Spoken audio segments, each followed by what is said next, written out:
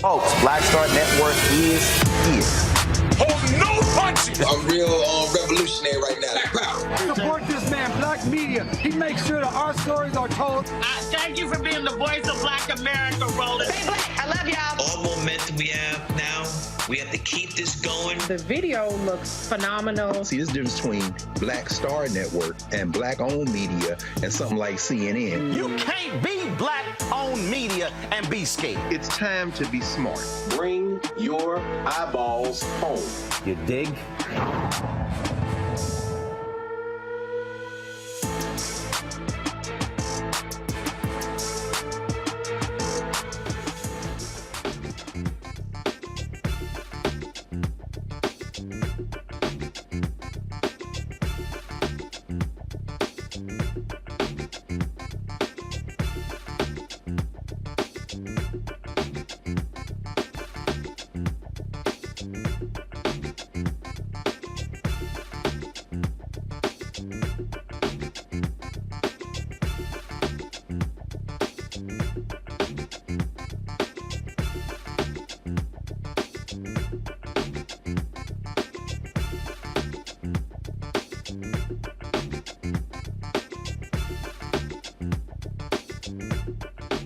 Today is Wednesday, July 12, 2023. Coming up on Roland Martin Unfiltered, streaming live on the Black Star Network. One of the dumbest members of Congress, alum Senator Tommy Tuberville, on the defensive after he stands up and defends white nationalists. Several Republicans denounced him for doing so. Vote Vets has a new ad out blasting him as well. We'll show you that as well. Oh, nothing like white men showing exactly who the hell they are. Senator Rand Paul makes a racist statement regarding college basketball players receiving money, claiming they will turn into rap stars, driving Bentleys while attacking antitrust laws in sports.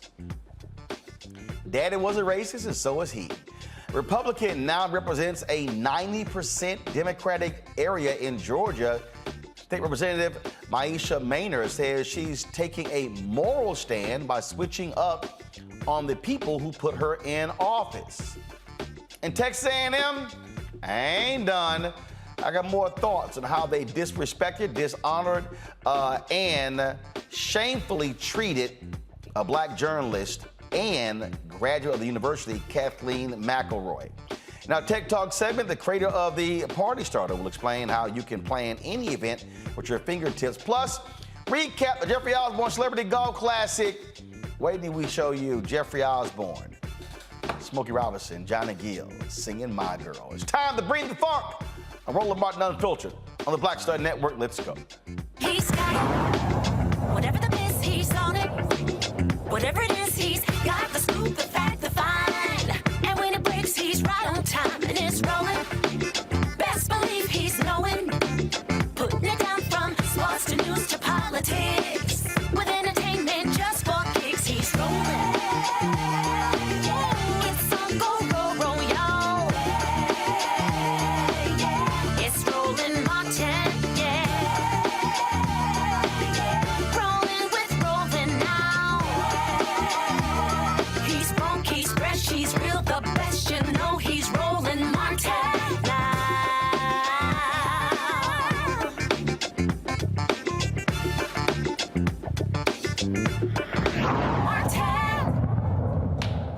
If you want to find out who's racist, all you got to do is just wait for them to open their mouth. That is Alabama U.S. Senator Tommy Tuberville, who continues to stand up for white nationalists, calling them Americans. Now, Tuberville, who's intentionally blocking military promotions over a Pentagon policy granting leave for active duty service members seeking reproductive health care, says America needs white nationalists in the military. and he thinks classifying white nationalists as racist, well, that's just your dadgum opinion. Watch this. We're showing our adversaries we're weak. All we got to do is go back and look at Joe Biden's, what he's done to our military with the woke ideas, with the CRT that we're teaching in our military. We are losing in the military so fast, our readiness in terms of recruitment. And why? I can tell you why. Because the Democrats are attacking our military, saying we need to get out the white extremists, the white nationalists, people that don't believe in our agenda as his Joe Biden agenda.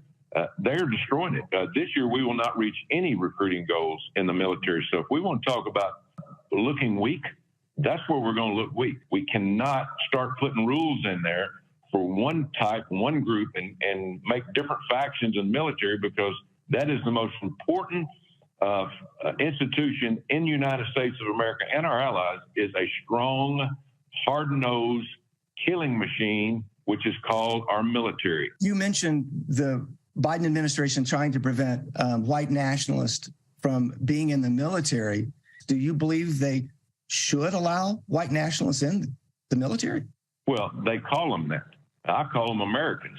What happened after January the 6th, and I was here on January the 6th, we were attacked on the Senate floor saying that all these people that came into the Capitol were extremists. They were against the country. There was a lot of people, there was probably 100 of them that came in, broke windows and broke doors that should have been locked up. That's not how we do it in America, but there were hundreds of thousands that didn't come in outside that were true Americans that believe in this country. Well, that's what they called them. Well, that was May 10th. This was the other day on CNN, and the idiot, still an idiot. I do want to give you a chance to clarify some comments you made recently on white nationalists serving in the military. For those who are watching, if they haven't heard your remarks, this is what you said. Do you believe they should allow white nationalists in the military? Well, they call them that. I call them Americans. Do you want to explain those comments, Senator? Yeah, first of all, I'm totally against any type of racism, okay? I was a football coach for 40 years, and I dealt and had opportunity to be around more minorities than anybody up here on this hill. But when our military has been attacked, was being attacked after 9/11, after January the 6th, and that was my first day on the because he was a football coach, he been around more minorities on the Hill. I think it's some black people who represent black people might could take exception to that dumbass comment. But then again, we are talking about a fool. Press play. Floor. I thought it was outrageous of what senators from the Democratic side, Chuck Schumer said on the floor that night, calling out people, calling people racist, calling people nationalists, white nationalists. White nationalists is just another word that they want to use other than racism. I'm totally against anything to do with racism. But the thing about being a white nationalist is just a cover word for the Democrats now, where they can use it to try to make people mad across the country, identity politics. I'm totally against that. But I'm for the American people. I'm for military. I'm for Christian conservatives, Democrats, whoever wants to be in the military to fight for this country, to protect this country. That's what it's all about. But just to be clear, you agree that white nationalists should not be serving in the U.S. military. Is that what you're saying? If people think that a white nationalist is a racist, I agree with that. I agree they should. A white nationalist is someone who believes that the white race is superior to other races. Well, that's some people's opinion. And I don't think, That's not opinion. Pardon? What's your opinion? My opinion of a white nationalist, if somebody wants to call him white nationalist, to me is an American. It's an American. Now, if that white nationalist is a racist, I'm totally against anything that they want to do, because I am 110% against racism. But I want somebody that's in our military, that's strong, that believes in this country, That's an American that will fight along anybody, whether it's a man or woman, black or white, red. It doesn't make any difference. And so I'm totally against identity politics. I think it's ruining this country, and I think that Democrats ought to be ashamed for how they're doing this, because it's dividing this country and it's making this country weaker every day. But that's not identity politics. You said a white nationalist is an American. It is identity politics. You said a white nationalist is an American, but a white nationalist is someone who believes horrific things. Do you really think that's someone who should be serving in the military? Well, that's just a name that has been given. I mean, it's not. It's a real definition. There's real concerns about extremism. So if you're going to do away with most white people in this country out of the military, we got huge problems. It's not. Huge problems. It's not people who are white. It's white nationalists that have a few probably different beliefs. Right? That have different beliefs. Now, if racism is one of those beliefs, I'm totally against it. I am totally against racism. But there's a lot of people that believe in different things. Is racist, Senator. Well, that's your opinion. That's your opinion. But if it's racism, I'm totally against it. I am totally against any type of race or any type of racism. I don't care what it's in. Well, the next day, an ABC reporter asked Tuberville about his definition of a racist. Can you explain why you continue to insist that white nationalists are American? Listen, I'm totally against racism. And if the Democrats want to say that white nationalists are racist, I'm totally against that too. But that's not a Democratic definition. The definition of a white nationalist is someone. My definition. It is the definition. The definition is that the belief that the white race is superior to all other races. Totally out of the question. So do you believe that white nationalists are racist? Yes, if that's what a racist is, yes. Thank you. That is the definition. Well, that, of course, came after a number of Republicans lit his ass up. You know, white supremacy is simply unacceptable in the military and in our whole country. But do you agree that white nationalists are racist? If you're a white nationalist, absolutely. Well, Tuberville said that Chuck Schumer and them Democrats on January 6th, they were just sitting there calling all different people racist, and they were just throwing that stuff around. They were calling them racist. Do y'all recall this on January 6th?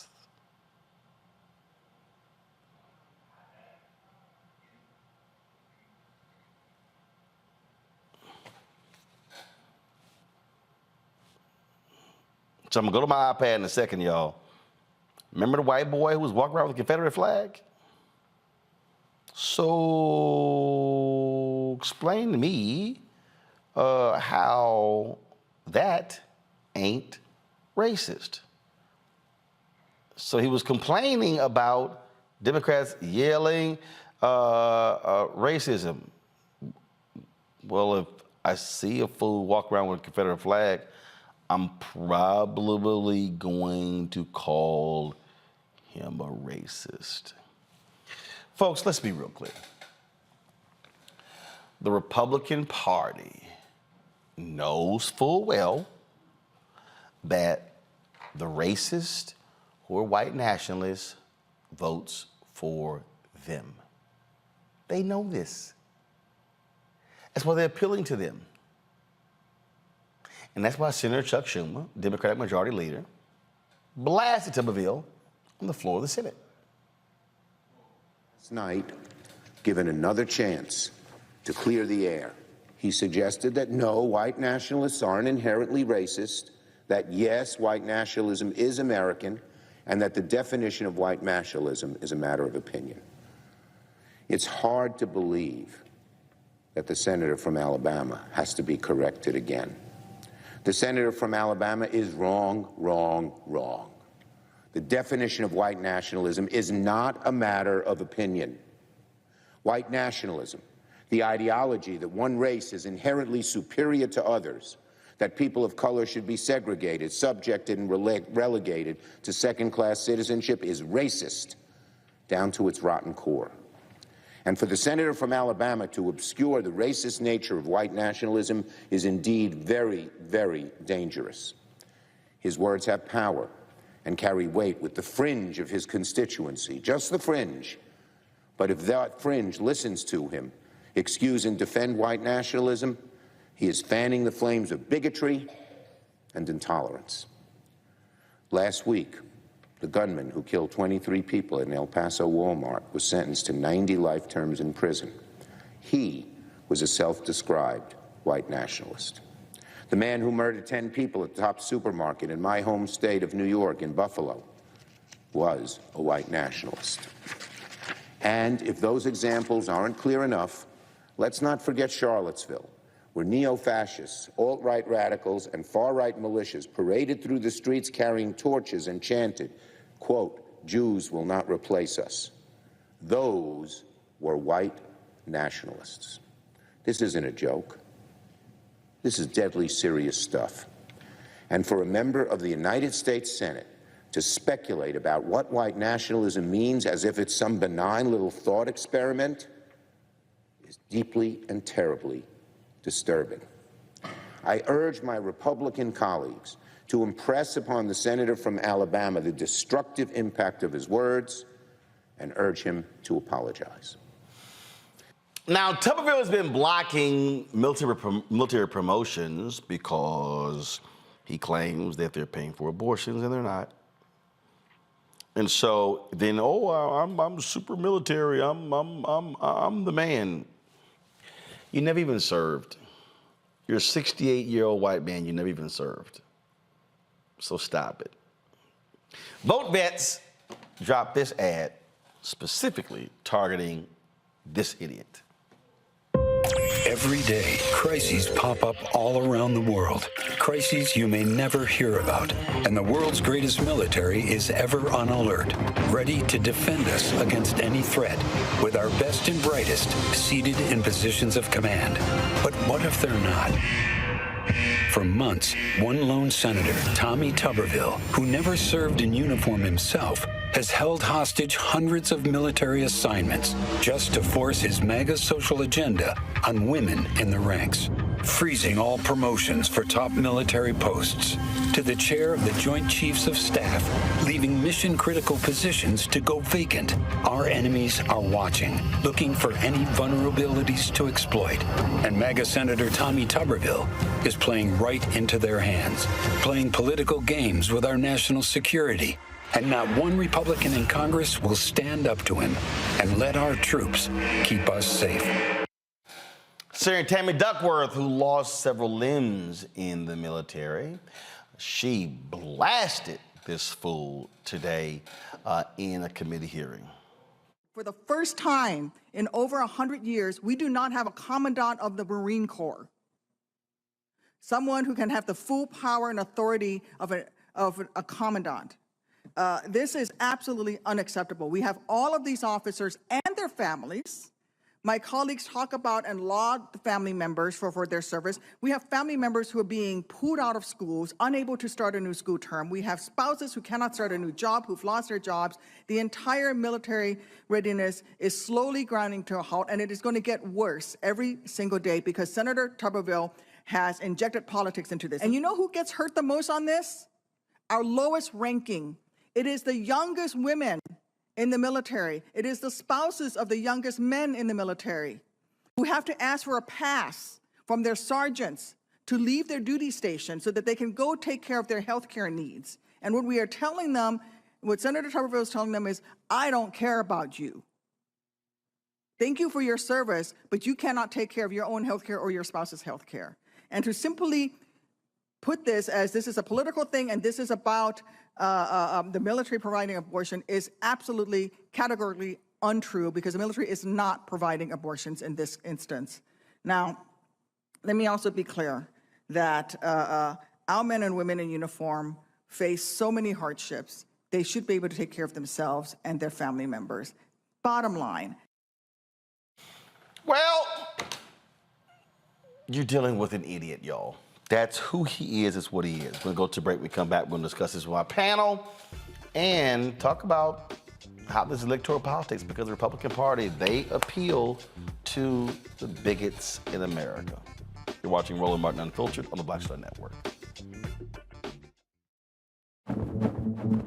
For decades, the tobacco industry has deliberately targeted Black communities and kids with marketing for menthol cigarettes. It's had a devastating impact on Black health. Tobacco use claims 45,000 Black lives every year. It's the #1 cause of preventable death. In the 1950s, less than 10% of Black smokers used menthol cigarettes. Today, it's 85%. Menthol cools and numbs the throat, making it easier for kids to start smoking. Menthol also increases addiction, making it harder for smokers to quit. Menthol cigarettes are a big reason why Black Americans have a harder time quitting smoking and die at higher rates from smoking-related diseases like cancer, heart disease, and stroke. It's time to stop Big Tobacco from profiting off Black lives. An FDA ban on menthol cigarettes will improve Black health, save lives, and protect future generations from addiction. Learn more at tobaccofreekids.org/ban menthol. Black Star Network is here. Oh, no punch! I'm real revolutionary right now. Thank you for being the voice of Black America. All momentum we have now, we have to keep this going. The video looks phenomenal. See, there's a difference between Black Star Network and Black-owned media and something like CNN. You can't be Black-owned media and be scared. It's time to be smart. Bring your eyeballs home. You dig? Hey, what's up? It's Sammy Roman. Hey, it's John Murray, the executive producer of the new Sherry Shepherd Talk Show. It's me, Sherry Shepherd, and you know what you're watching, Roland Martin Unfiltered.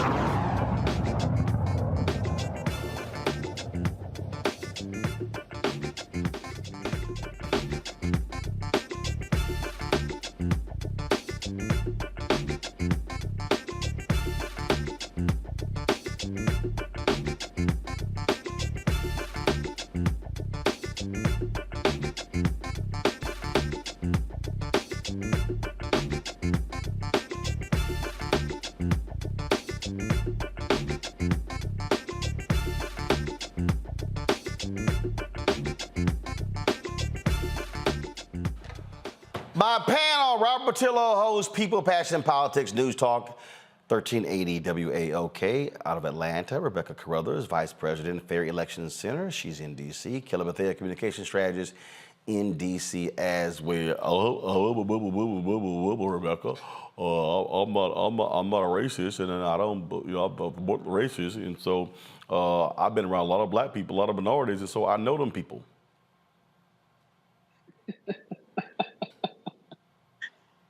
Who do you want to take that one? You? Okay. As I have the giggles. You know, I find it incredibly disingenuous on both sides of the aisle with the notion that people did not think that Tuberville was racist in the first place. This man has not changed. He has been abundantly clear on where he stands in all of his policies and all of his rhetoric. At this point, it's not even a dog whistle anymore. It's a freaking bullhorn. And it is just, it should not surprise me, but it does when people are like, oh my gosh, he doesn't think that white nationalism is racist. Well, he's a white nationalist. Of course he wouldn't think that he's racist. You know, he literally said, oh, I coach Black people. I'm not racist. Like, what are we doing here? I feel like it is very, very fake of the politicians on the Hill to think and insinuate that he is ignorant. He is incredibly smart. And that's more or less how he even got, elected in the first place, with these dog whistles that are really bullhorns, with this rhetoric that is inherently racist, with these policies that are not just conservative, not just right-wing, but racist. It should not be a surprise to anyone where this man is coming from, because he's been saying it all along. This isn't even a wolf in sheep's clothing. He's naked at this point with his racism. I don't understand why this is shocking to anyone. I think, if anything, people are feigning shock in order to placate their own respective bases, because up until this point, they just let this man be. The thing here, Robert, is He's holding a progress, and the senators are letting him move forward with this. And this is where, if you're Democrats, you say, all right, Republicans, we're pulling every blue slip. You want to play these games? We got you. We're going to ignore all of your holes on any nominees. This is how you have to play hardball with this fool. You know, I actually support Tommy Tuberville on this. I wish more Republican senators would be this honest. Do we really believe that Mitch McConnell isn't racist because he spoke out against white nationalists? Do we really believe that Rick Scott isn't racist because he said Tommy Tuberville was wrong to talk about white nationalists in this nature? No, they just simply know how to play the political game better, and they can have the same racist policies. They just won't say the quiet part out loud. I like when people tell me exactly who they are. I like when people are honest. I'm glad that Tommy Tuberville laid out exactly his position. And I reposted this interview when it happened, and I had conservatives hop all over Instagram talking about he's right. To be a white nationalist doesn't mean that you're racist. What is racist about it? I like knowing exactly where people stand. I don't want somebody spitting at me and telling me that it's raining. I want to know exactly where you stand on these positionings. So the idea that the segregationist senator from Alabama might be racist isn't exactly breaking news for me. That has been pretty much the exact thing you can say about every Alabama senator since the founding of Alabama. But what I do think we have to concentrate on is exactly what Tammy Duckworth was talking about. The fact that one senator can degrade American military readiness, and the fact that at a point in time when China is on the ascendancy, as the Republicans keep telling us, when military readiness is at an all-time low, as Republicans keep telling us, when you have Russia on the march in Eastern Europe, which Republicans keep telling us, you have a Republican senator blocking the military, blocking appointments, and simply put, in the next election cycle, they will still run out here carrying the American flag, waving it, saying how much they support their military, but Democrats have to hold their feet to the fire on exactly this, the fact that they are holding up medical treatment for female military members. You have enough sense to go sacrifice yourself and put yourself in harm's way to defend America, but we don't think you have enough sense to make healthcare choices for yourself. So I'm not worried about the segregationist senator being a segregationist senator. I just remind people that but for Herschel Walker losing, Tommy Tuberville wouldn't even be the dumbest senator in the United States Senate. He would be, bottom 2 or 3, but he wouldn't even be the lowest on the totem pole. We need to be holding their feet to the fire. You're exactly correct.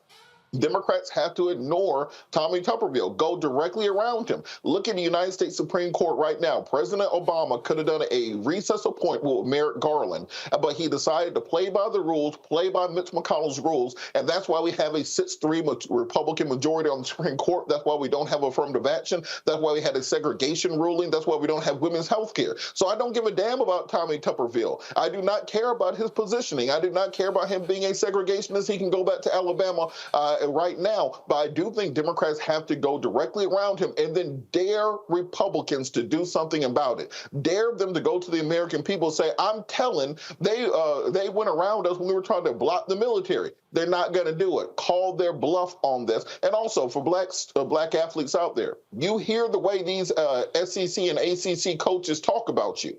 Are you really want to go play for them where you can go play at Clark Atlanta or Morehouse or Grambling or FAMU or anywhere else? The NFL and the NBA will find you. You do not need to go play for an old segregationist head coach in order to make it to the league anymore. Rebecca? I mean, I'm at a loss here. I almost want to defend Tommy Tuberville also, because here's the thing. He literally said he's not racist because of osmosis. He said because you coloreds played on my football teams, I can't be racist because I was around you. He then said, well, you coloreds are also on the Hill, and I deign to bring my existence around you, so therefore I'm not racist. And I guess according to him, old school racism, or how he defines racism is, well, if I don't like you coloreds, because I'm using that word, kind of want to use the other word, if I don't like you coloreds, then you wouldn't be in front of me. And he feels like he has progressed from the previous generation of racists that maybe he descended from. I don't know. But bottom line, thinking back to that Republican primary, it was him or Jeff Sessions. And so for Mitch McConnell and Rick Scott and for the rest of them to act like, oh, no, that's not what we do. That's not what our party is. But you're scraping at the bottom of the barrel. And quite frankly, yeah, you know, I would rather that racists in Congress, racists in the police, racists in the military would just show us who they are and wear their hoods and let us know that, yep, I'm a racist. I would much rather that. But I will also say, Robert, to your point, it wasn't just the ACC and SEC. I grew up in Big 8 territory. It also happened in the other conferences as well. Yeah, it's called America. All right, y'all, gotta go to break. We come back. The hood comes off of Rand Paul during a Senate hearing. Boy, they really don't like it when the blacks start making money. Wait till we show you what this fool actually said. You're watching on YouTube, hit the like button, y'all. We want to be over 1,000 likes in the next 10 minutes, so let's make that thing happen. That's first. 2, download our Black Star Network app. Apple phone, Android phone, Apple TV, Android TV, Roku, Amazon Fire TV, Xbox One, Samsung Smart TV. You can also, of course, join our Brain and Funk fan club. Your dolls make it possible for us to do what we do. And that is, of course, cover stores all across the country with our staff. Look, your dollars are absolutely needed. Our goal is to get 20,000 fans contributing at least $50 a year, $4.19 a month, 13 cents a day. Send check and money orders to P.O. Box 57196, Washington, D.C. 20037-0196. Cash App, $RM Unfiltered. PayPal, R Martin Unfiltered. Venmo is RM Unfiltered. Zelle, Roland at RolandSMartin.com. Roland at RolandMartinUnfiltered.com. And be sure to get a copy of my book, White Fear, How the Browning of America is Making White Folks Lose Their Minds. Available at bookstores nationwide. Download your copy on Audible. We'll be right back. My early days on the road, I've learned, well, first of all, as a musician, I studied not only piano, but I was also drummer and percussion. I was all city percussion as well. So I was one of the best in the city on percussion. There you go. Also studied trumpet, cello, violin, and bass, and any other instrument I could get my hand on. And with that study, I'd learned again what was for me. I learned what it meant to do what the instruments in the orchestra meant to each other in the relationships. Right. So that prepared me to be a leader. That prepared me to lead orchestras and to conduct orchestras. That prepared me to know to be a leader of men, they have to respect you and know that you know the music. You have to be the teacher of the music. You have to know the music better than anybody. There you go. Right, so you can't walk in unprepared.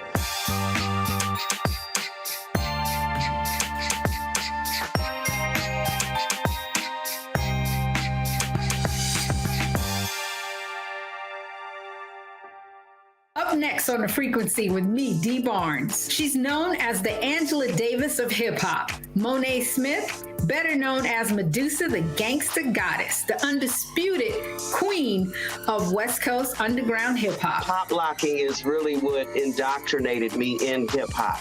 I don't even think I realized it was hip-hop at that time. Right. You know, it was a happening. It was a moment of release. We're going to be getting into her career, knowing her whole story, and breaking down all the elements of hip-hop. This week on The Frequency, only on the Black Star Network. Hey, what's up? Geek Tony in the place to be. Got Kicked Out Your Mama's University, creator and executive producer of Fat Tuesdays, an air hip-hop comedy. But right now, I'm rolling with Roland Martin, unfiltered, uncut, unplugged, and undamn believable. You hear me?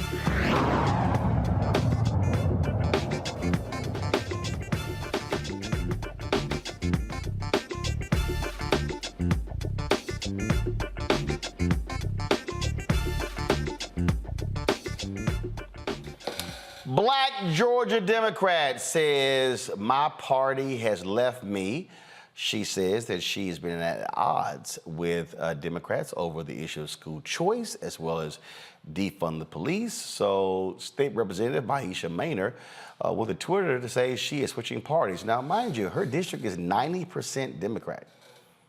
She was elected 2021. She said, quote, "My name is Representative Meisha Mainor, and today I made the decision to leave the Democratic Party. I represent a blue district in the city of Atlanta, so this wasn't a political decision for me. It was a moral one. I will never apologize for being a black woman with a mind of my own." She now is Georgia's only black GOP member, and she told Atlanta affiliate WSB what led to her decision. There have been several bills that have passed in the last 3 legislative sessions that I've been here at the Capitol. And it's clear that there are some value differences, mainly in education, public safety, and victim rights. Every single thing that I have done at the Capitol, and when I mean everything, every single thing since I was elected, my former colleagues have tried to sabotage it.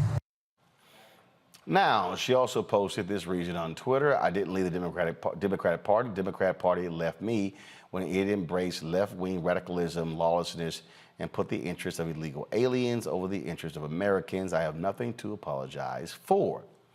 Congresswoman Nikema Williams, who heads the Georgia Democratic Party, released the following statement. She said Representative Meisha Mainor's switch to the GOP is a stinging betrayal of her constituents who elected a Democrat to represent them in the state legislature. House District 56 deserves a representative who would do the job they were elected to do, including fight for high-quality public education.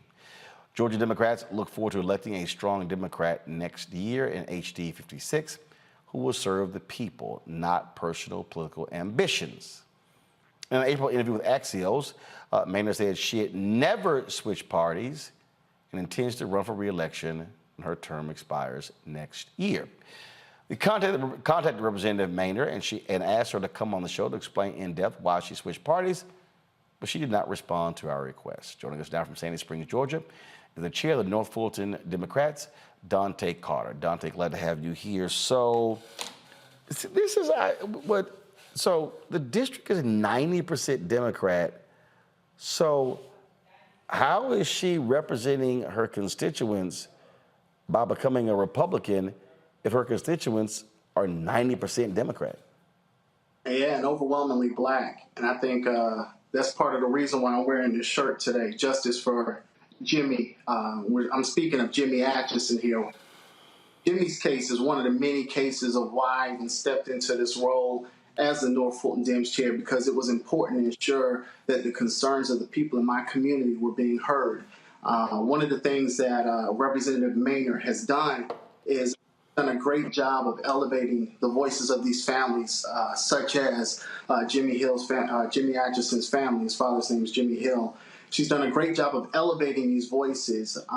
She'll put the proclamations out saying that she stands for police accountability and elevating them, bringing the cameras around. And of course, what our chair, Nikema Williams, has really hit at is the fact that she's done all these things for personal gain. It hasn't been about the people. And I want to challenge people to look at her record. Look at what she's done for her community. She talks a lot about education, but what have you done for education? What have you done for your community? What have you done for economic development? What have you done to make that impact? What have you done to fight back against gentrification and actually keep your residents in their homes? And there's a lot that's being said. I've spoken to people in her district. Jimmy Hill is one of those people, and that's why I'm wearing this shirt, because at the end of the day, what she did is she laid a whole lot of people out to dry. She didn't hold up the people.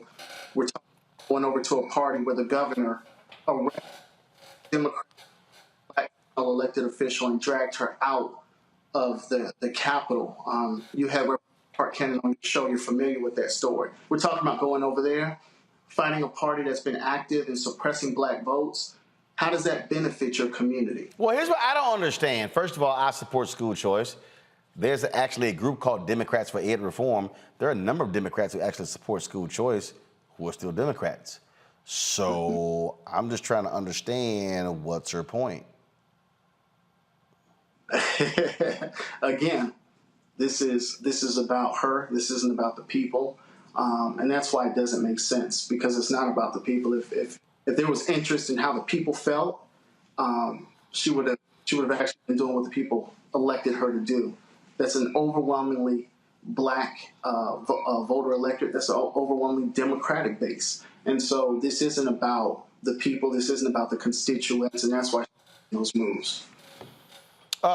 Questions from my panel. Robert, you're there in Georgia. Make sense of this?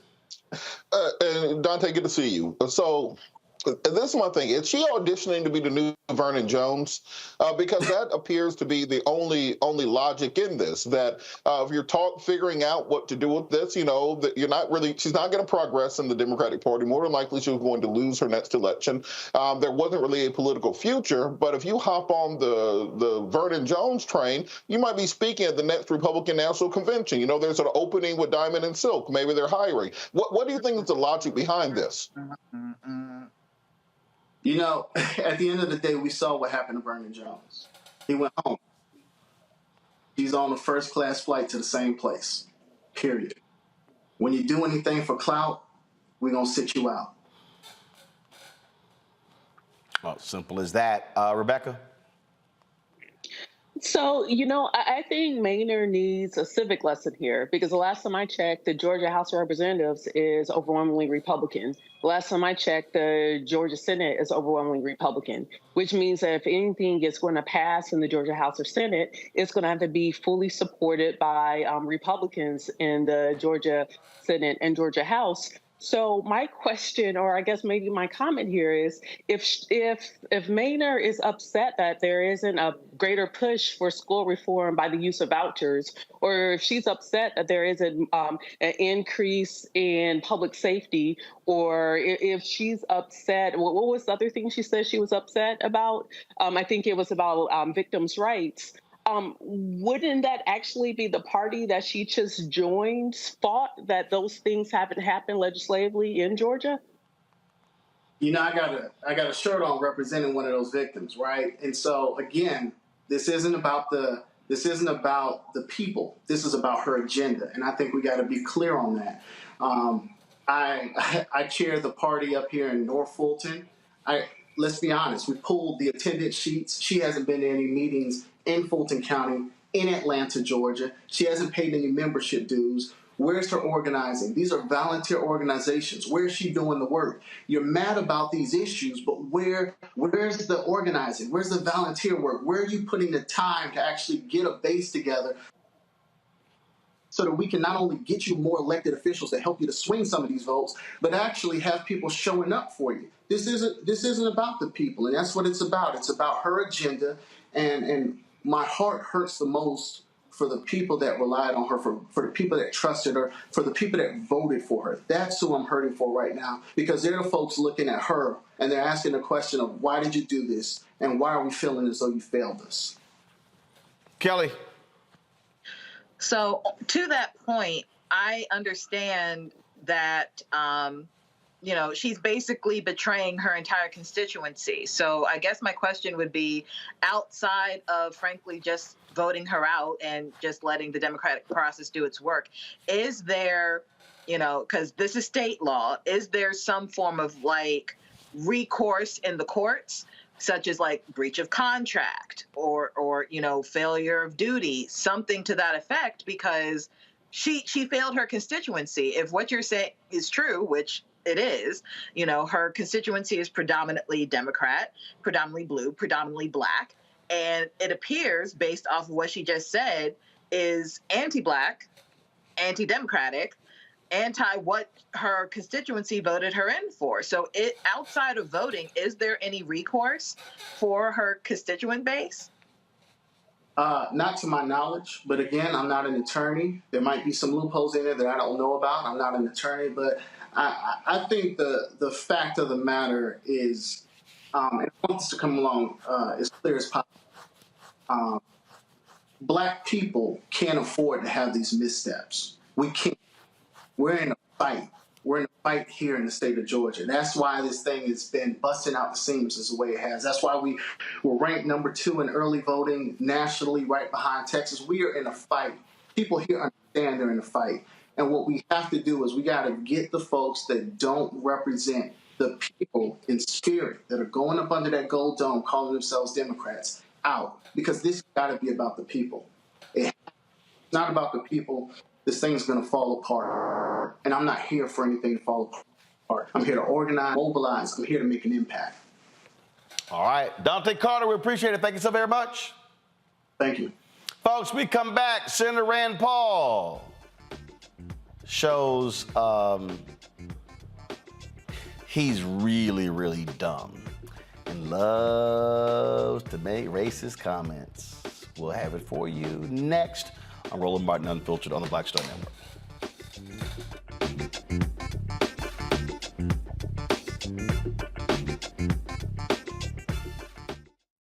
Hatred on the streets, a horrific scene, a white nationalist rally that descended into deadly violence. White people are losing their damn minds. As an angry pro-Trump mob storms the U.S. Capitol, we've seen shooting. We're about to see the rise of what I call white minority resistance. We have seen white folks in this country who simply cannot tolerate black folks voting. I think what we're seeing is the inevitable result of violent denial. This is part of American history. Every time that people of color have made progress, whether real or symbolic, there has been what Carol Anderson at Emory University calls white rage as a backlash. This is the rise of the Proud Boys and the Boogaloo Boys. America, there's going to be more of this. Here's all the Proud Boys, guys. This country is getting increasingly racist in its behaviors and its attitudes because of the fear of white people. The fear that they're taking our jobs, they're taking our resources, they're taking our women. This is white fear.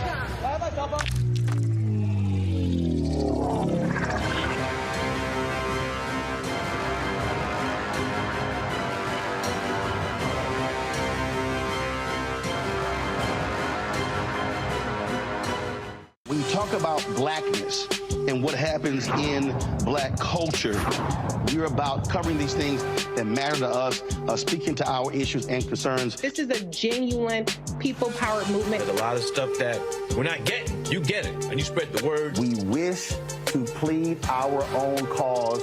Too long have others spoken for us. We cannot tell our own story if we can't pay for it. This is about covering us. Invest in black-owned media. Your dollars matter. We don't have to keep asking them to cover our stuff. So please support us in what we do, folks. We want to hit 2,000 people, $50 this month, raise $100,000. We're behind 100,000, so we want to hit that. Y'all money makes this possible. Checks and money orders go to P.O. Box 57196, Washington, D.C. 20037-0196. The Cash App is $RM Unfiltered. PayPal is R Martin Unfiltered. Venmo is RM Unfiltered. Zelle is Roland at RolandSMartin.com. Hey, what's up, y'all? I'm Devon Frank. I'm Dr. Robin B., pharmacist and fitness coach, and you're watching Roland Martin Unfiltered.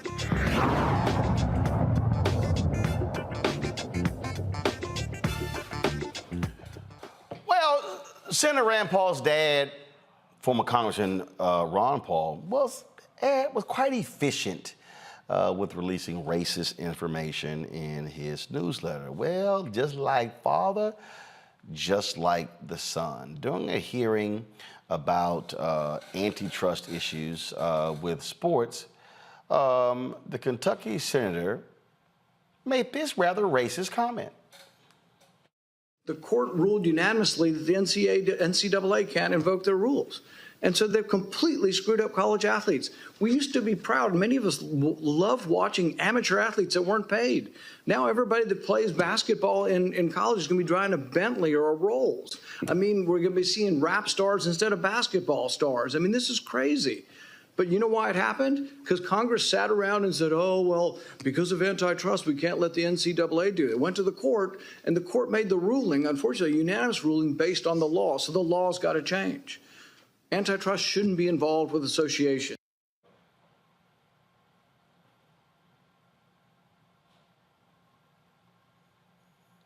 Come again? Did he really say that? Press play. The court ruled unanimously that the NCAA can't invoke their rules. And so they've completely screwed up college athletes. We used to be proud. Many of us loved watching amateur athletes that weren't paid.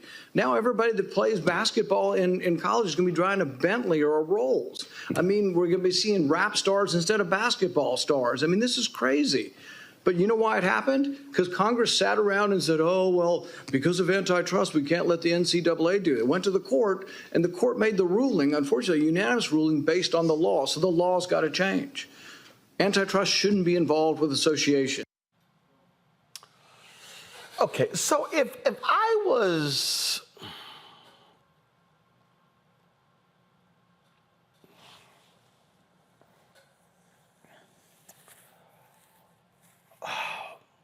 You know, I got to stand up for this one. I can't do it. So if I was sitting here deciding who, first of all, buys more Rolls Royces and Bentleys, it's rich white people, not rap stars. And then he makes this comment about, oh, I remember the day when things were so great.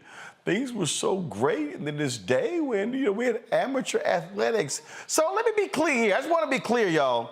So we don't mind coaches. We don't mind coaches making $6, $7, $8, $9, $10 million, driving Mercedes, driving Bentleys, driving Rolls Royces. Oh, but now it's a problem because the players are getting paid.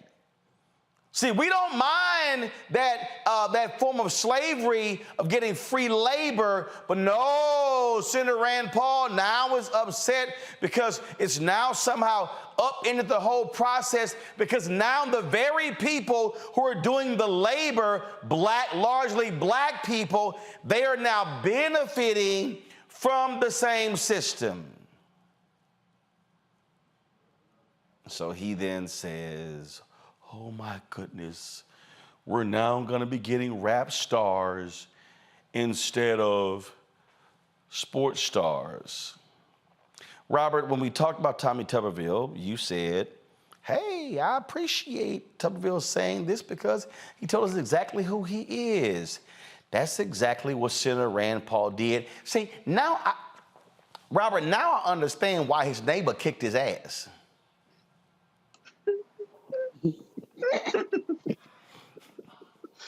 Well, look, Roland, I think a big part of this has to be if Rand Paul... I said that. You okay, Rebecca? Kelly, y'all okay? Y'all okay? I'm never okay. I am never okay on this show. I'm just saying, man. I just saying it. I understand why his neighbor beat that ass. Look, is there a video? We need video. Right? There has to be a Ring camera somewhere in that neighborhood. I mean, there has to be a video of that. And you ain't lying. Whoop that trick. Whoop that trick. Robert, go ahead. What I don't quite understand is if Rand Paul is such a big fan of people working for free, why does he take a salary as a senator? Shouldn't he say, well, for the good of the country and as a patriot and in the name of, amateurism and politics not being bought out, I'm not going to take a salary. And it's interesting to me, he has a bigger issue with college athletes being paid for the services they render than he is with Supreme Court justices being paid by their sugar daddies in order to make decisions. It just came out today that Clarence Thomas was getting Venmos from lawyers who have business before the Supreme Court. No. Factually, that wasn't Clarence Thomas. It was reported that one of his staffers was getting. One of his staffers. Go ahead. Yes, the person who worked for Clarence Thomas was getting money via Venmo from lawyers who have business in front of the court. Justice Alito was getting flued out all over the place on vacation. That Clarence Thomas was literally being paid off by Harlan Crow, paying his children's tuition, paying for his mom's house.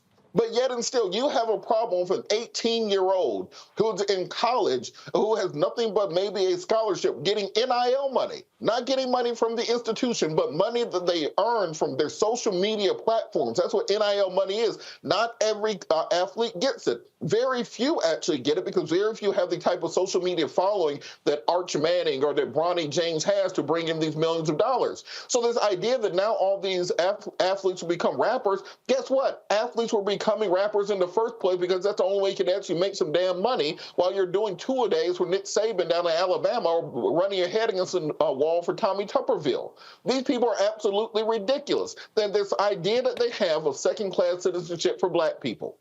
It is shown in every statement that they make, every law that they pass, every ruling from the Supreme Court. Their sole instinct, their sole interest is to create black folks as a second-class citizenship in this country. And as long as we electorally allow them to continue to do so, as long as they're not supporting people like Charles Booker, who had a great chance of winning in Kentucky, as long as we're not supporting people like Doug Jones in Alabama, who could have stopped someone like Tommy Tuberville, we're going to continue to have these folks in office, because for every single one that will make a statement like this publicly, you got another 48 Republican senators who think it privately. So it's not simply enough to chastise them and call them stupid or anything else because they say it publicly. Instead, we need to encourage them to say it publicly and then get behind candidates that can put them out of office next election cycle. But see, the thing that I'm sitting here laughing the most about here is that he wants to invoke rap stars. Go to my iPad.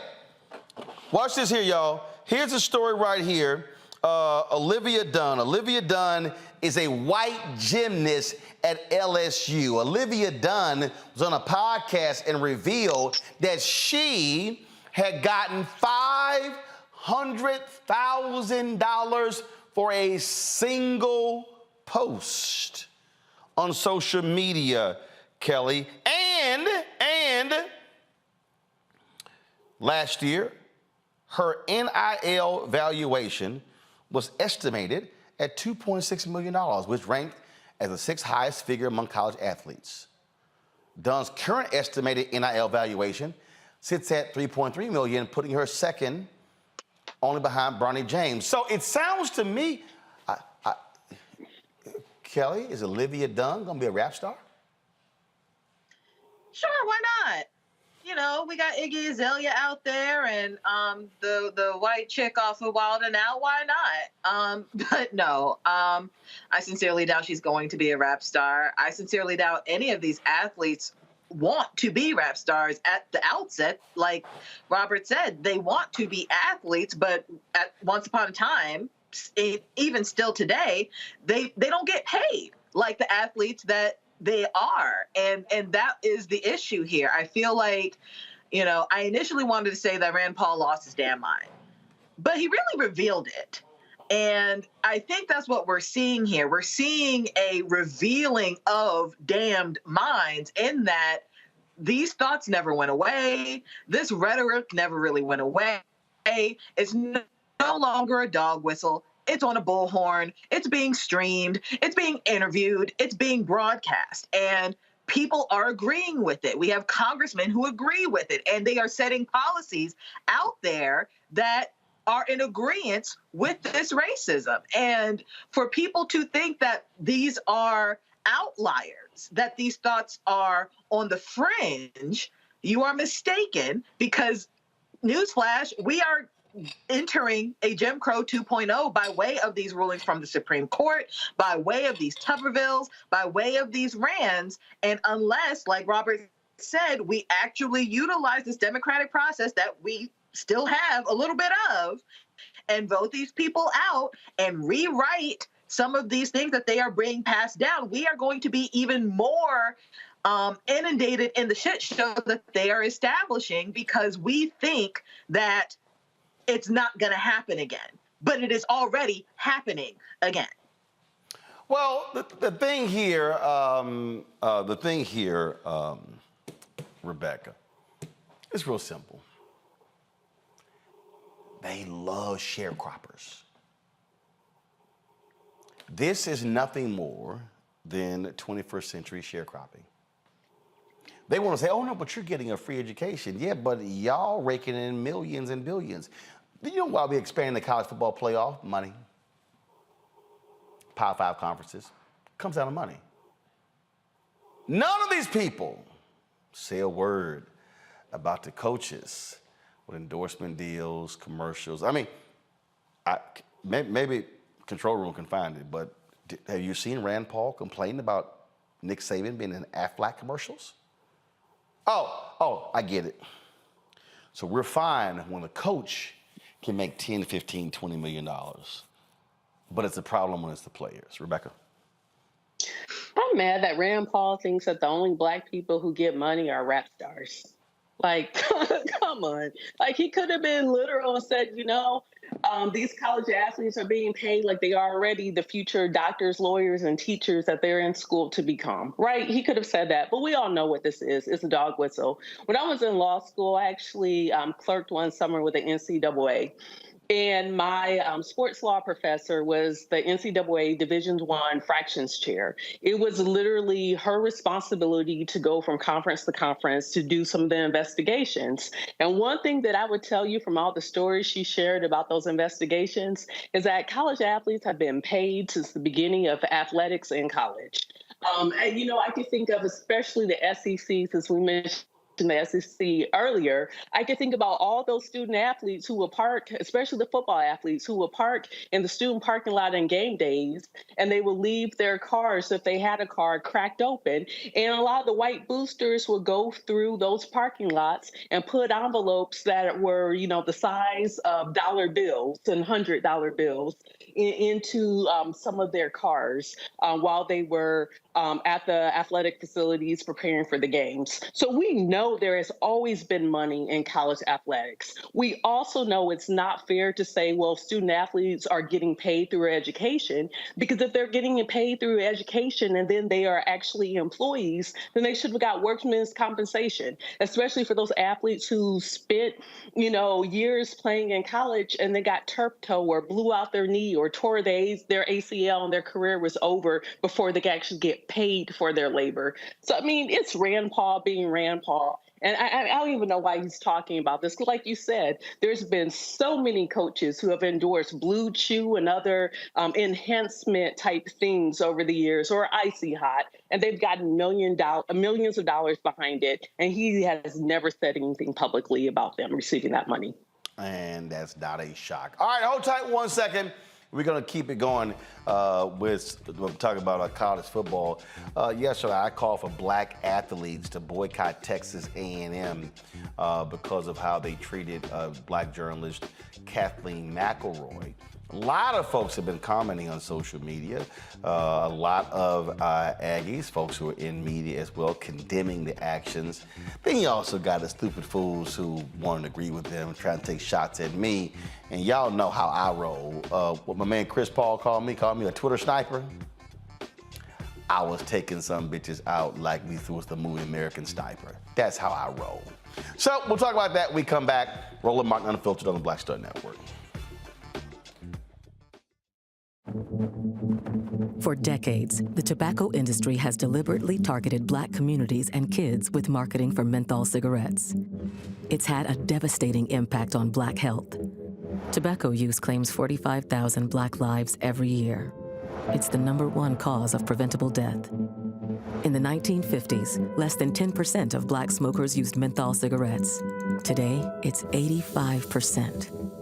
Ban menthol cigarettes. Save lives. On the next Get Wealthy with me, Deborah Owens, America's Wealth Coach, the wealth gap has literally not changed in over 50 years, according to the Federal Reserve. On the next Get Wealthy, I'm excited to chat with Jim Castleberry, CEO of Known Holdings. They have created a platform, an ecosystem to bring resources to Blacks and people of color so they can scale their business. Even though we've had several examples of African Americans and other people of color being able to be successful, we still aren't seeing the mass level of us being lifted up. That's right here on Get Wealthy, only on Black Star Network. On a next, A Balanced Life with me, Dr. Jackie, we're going to be talking about common sense. We think that people have it. know how to use it, but it is something that people often have to learn. The truth is, most of us are not born with it, and we need to teach common sense, embrace it, and give it to those who need it most, our kids. So I always tell the teachers to listen out to what conversations the students are having about what they're getting from social media, and then let's get ahead of it and have the appropriate conversations with them. On a next, A Balanced Life with me, Dr. Jackie, here at Black Star Network.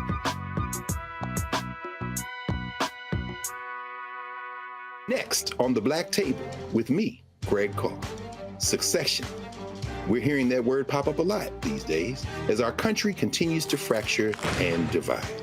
But did you know that that idea, essentially a breaking up of the USA, has been part of the public debate since long before and long after the Civil War, right up to today? On our next show, you'll meet Richard Crichton, the author of this book, who says breaking up this great experiment called America might not be such a bad thing.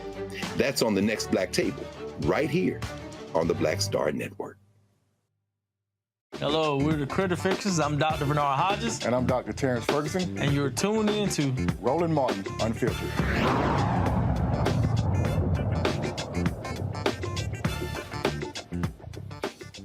All right, folks, welcome back. So you see right there the copy of my book, White Fear. What was sitting there for the last, almost 2 years was the plaque that I got from Texas A&M University when I was inducted into their Journalism Ring of Honor. I chose to remove that from the set yesterday after what they did to Kathleen McElroy, professor at the University of Texas, who they agreed to hire to lead the journalism department trying to rebuild it. Then they rescinded the offer. In fact, they changed the offer on 3 separate occasions because some folks inside began to complain about, how she focused on race and diversity in her work and then her reporting for the New York Times. Again, it's kind of stupid that when somebody who's working for the #1 J school in the state decides to leave that to come back to their alma mater to work at a university that doesn't even have one, that's called a significant step down. That's just being factual. But they chose to do that. And so she said, to hell with this, I'm going back to the job that I had, which is exactly what she should have done. Well, a lot of folks have been commenting, some commenting about my remarks, even the story. So on social media, folks were posting a variety of comments. Go ahead and let's show some of these comments. A lot of people, other journalists, former students were saying that. Jennifer Harris said, I'm glad Kathleen is staying at UT. A&M botched this terribly. It should make clear that our Texas-led leaders have created a hostile environment in Texas ed and higher education. The consequences of their right-wing culture war will be felt for years. As an alum of UT, I am concerned. You see, she was responding to James Berrigan, who wrote Texas A&M watered down an offer it had made to a UT professor it had recruited to revive his journalism program after conservative backlash. Not even being an alumni could save the recruited professor. Go to the next tweet, please. Also, this was posted. First of all, this is what I posted this morning. This is what I posted. Good morning, everyone, except the Texas A&M University Board of Regents leadership. They made it clear with their mistreatment of former student Kathleen McElroy that they do not respect black graduates, and shame on board chair Bill Mahon's a black man who allowed this. Next tweet, please. Come on, let's go. Okay, where are the other tweets of other folk? I mean, I don't need my tweets, y'all. Okay, I don't need mine. So go ahead to the next one. I don't need mine. That was somebody who was sitting here asking me, come on, let's go to the next one. Okay, all right. So anyway, there were a number of people who were tweeting a variety of tweets and posting comments. And see, the thing that was just crazy to me, when you look at what is going on here, when you look at what the reaction, people have been blasting them because they say it literally makes no sense. It makes no sense that you recruit somebody and then you would essentially come up with some BS that has nothing to do with the job to then say, well, why we're not going to offer this person the contract. It just makes no sense whatsoever. But what it goes to show you also is what is happening in these red states. In these red states, where these Republicans and largely white conservatives are doing what they are doing, what they're upset with and they're angry with. They're angry with anybody who, frankly, is black. I told y'all, the University of Florida, they had 3 positions open in their Department of African American Studies. They could not get folks to apply for the jobs. So what you're about to see, first of all, you're going to see more of this. That's first of all, you're going to see more of this. You're going to see more of these individuals who are going to be doing this, who are going to be stopping, if you will, folks from getting jobs because of this DEI hysteria. But you're also are going to see black folks say, y'all can kiss my ass in these jobs. And see, I warn everybody this in white fear. I say there's a reason it's called white fear, how the browning of America is making white folks lose their minds. You see, they decided to say, oh, we don't want this woman. Now, damn the fact that she's frankly overqualified. Let me be perfectly clear, okay? Texas A&M Journalism Department sucked when I was there, okay? You don't even have one. So you got somebody of high quality to come back to build something, and you fools screwed that up, and you didn't even know how to do it right. So now you want to sit here and essentially make up some stuff. Now, university hasn't responded. I've reached out to the president, to the chancellor, John Sharp, the president, Kathleen Banks, Bill Mayholmes, the board chair. None of them have responded. This is what Sherilyn Eiffel tweeted: the outrageous treatment of a distinguished journalist, Kathleen McElroy, by Texas A&M is beyond the pale. They will pay dearly for this disgrace. The choreography mirrors the treatment of Nicole Hannah-Jones by UNC. Unives are bowing to white supremacy. And don't be surprised if they get slapped with a massive lawsuit, and they should also absolutely lose. But you know, and so you know, again, this is what you're dealing with. You're dealing with the gross mistreatment, and the thing is, why would you sit here? Why would you sit here and literally say we're going to pull an offer and change the terms for no reason whatsoever? Teresa Woodard tweeted, I stood over this all day long and my feelings of disgust only deepened the more I thought about it. I'm so embarrassed by what my alma mater did to Kathleen McElroy. That's what she tweeted. She's a journalist there as well. Mark Lukowicz, shameful episode at TAMU, Texas A&M recruiting, then bowing to outside pressure to effectively unhire Kathleen McElroy to provide his journalism program, a disturbing pattern vis-a-vis Nicole Hannah-Jones and UNC. Remember, of course, UNC was going to hire her for a tenure position. They had one of their donors out of Arkansas object to that. And so what they then did was they pulled the offer. Then after they got embarrassed, they reinstated the offer. Then she was like, "Yeah, I'm good," and took her towels to Howard University. This right here, Texas Scorecard. This is a right-wing site. Texas Scorecard, headed up by Texas Aggie Michael Quinn Sullivan, did a smear job on Kathleen McElroy after she was offered a tenured job to bring back the journalism department at A&M. The offer was withdrawn after the Scorecard story. And so what you have to understand, folks, is how these hardcore right-wing conservatives, what they are doing, how they are using their power to lie, to make stuff up, and to intimidate others. My man Clarence Hill, who's a UT graduate, he says the university celebrated its decision to hire Kathleen McElroy to revive his journalism program. She says she's staying at UT after she felt judged because of her race and gender. Now, what was so stupid is, why would you actually have a big ceremony celebrating somebody, but then you get rid of them? And see, this is the thing right here, and I think, and this is sort of twofold. So President Kathleen Banks and Chancellor John Sharp, clearly they were on the same page to hire Kathleen McElroy.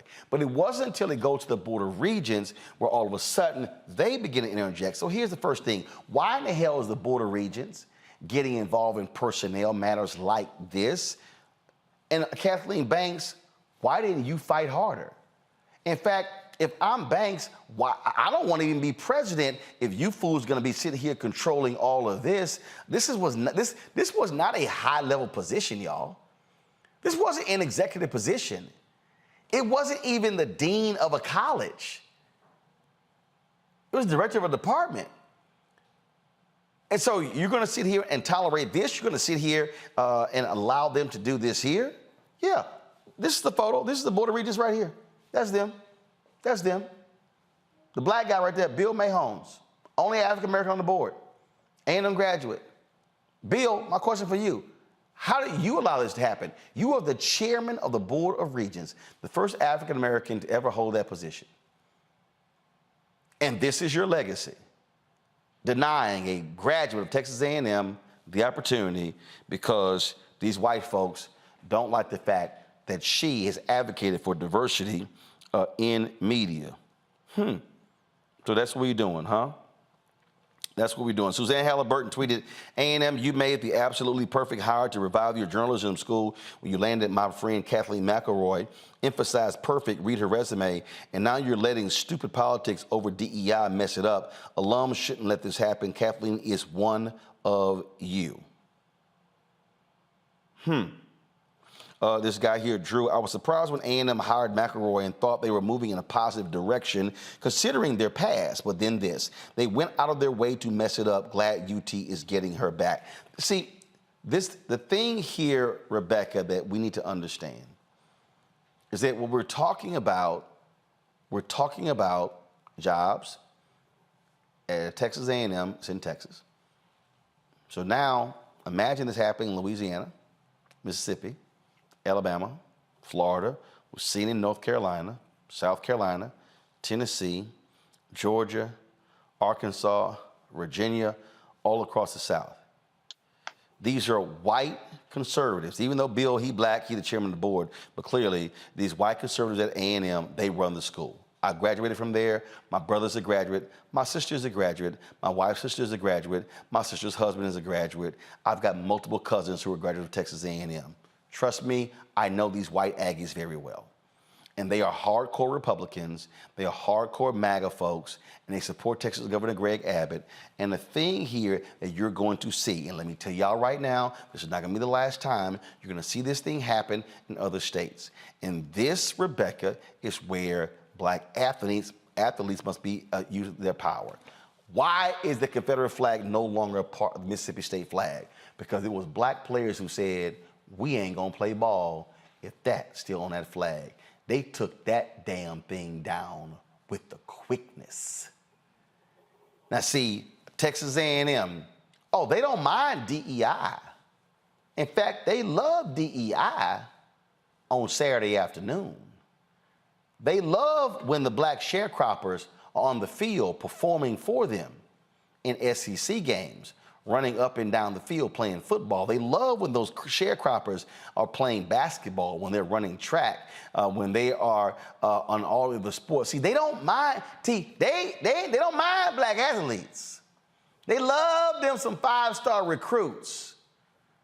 But they don't like if you're a five-star recruit who's a graduate who emphasizes race and diversity in your whole career. It's my understanding that the A&M system is enshrined in the Texas Constitution. And the A&M system includes Texas A&M and also includes Prairie View A&M, which is a HBCU in Texas.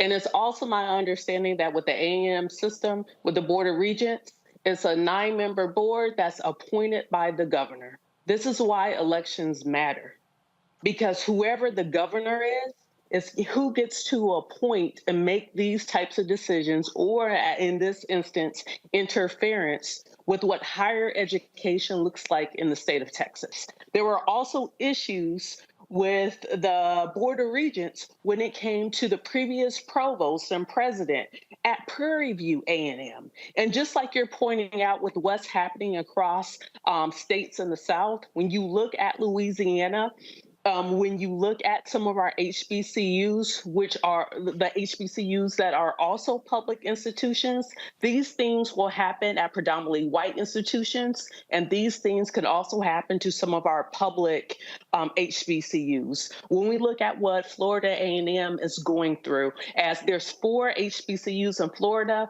1 is public, and that's Florida A&M. Florida A&M students currently are suing the state of Florida because within that system, if A&M is supposed to receive a certain portion of funding that they're not getting. Why? Because it's a HBCU, and that particular state doesn't value Black students, Black education, and educating Black minds in Florida. So now they're having to sue. When we look at what's happening in North Carolina or even in South Carolina, we're seeing defunding of certain institutions. We're also seeing administrators and faculty who are leaving academia because of these crazy laws that have passed where you can't say certain things or teach certain things on these campuses. We're going to continue to see a degradation of higher ed in this country if this continues.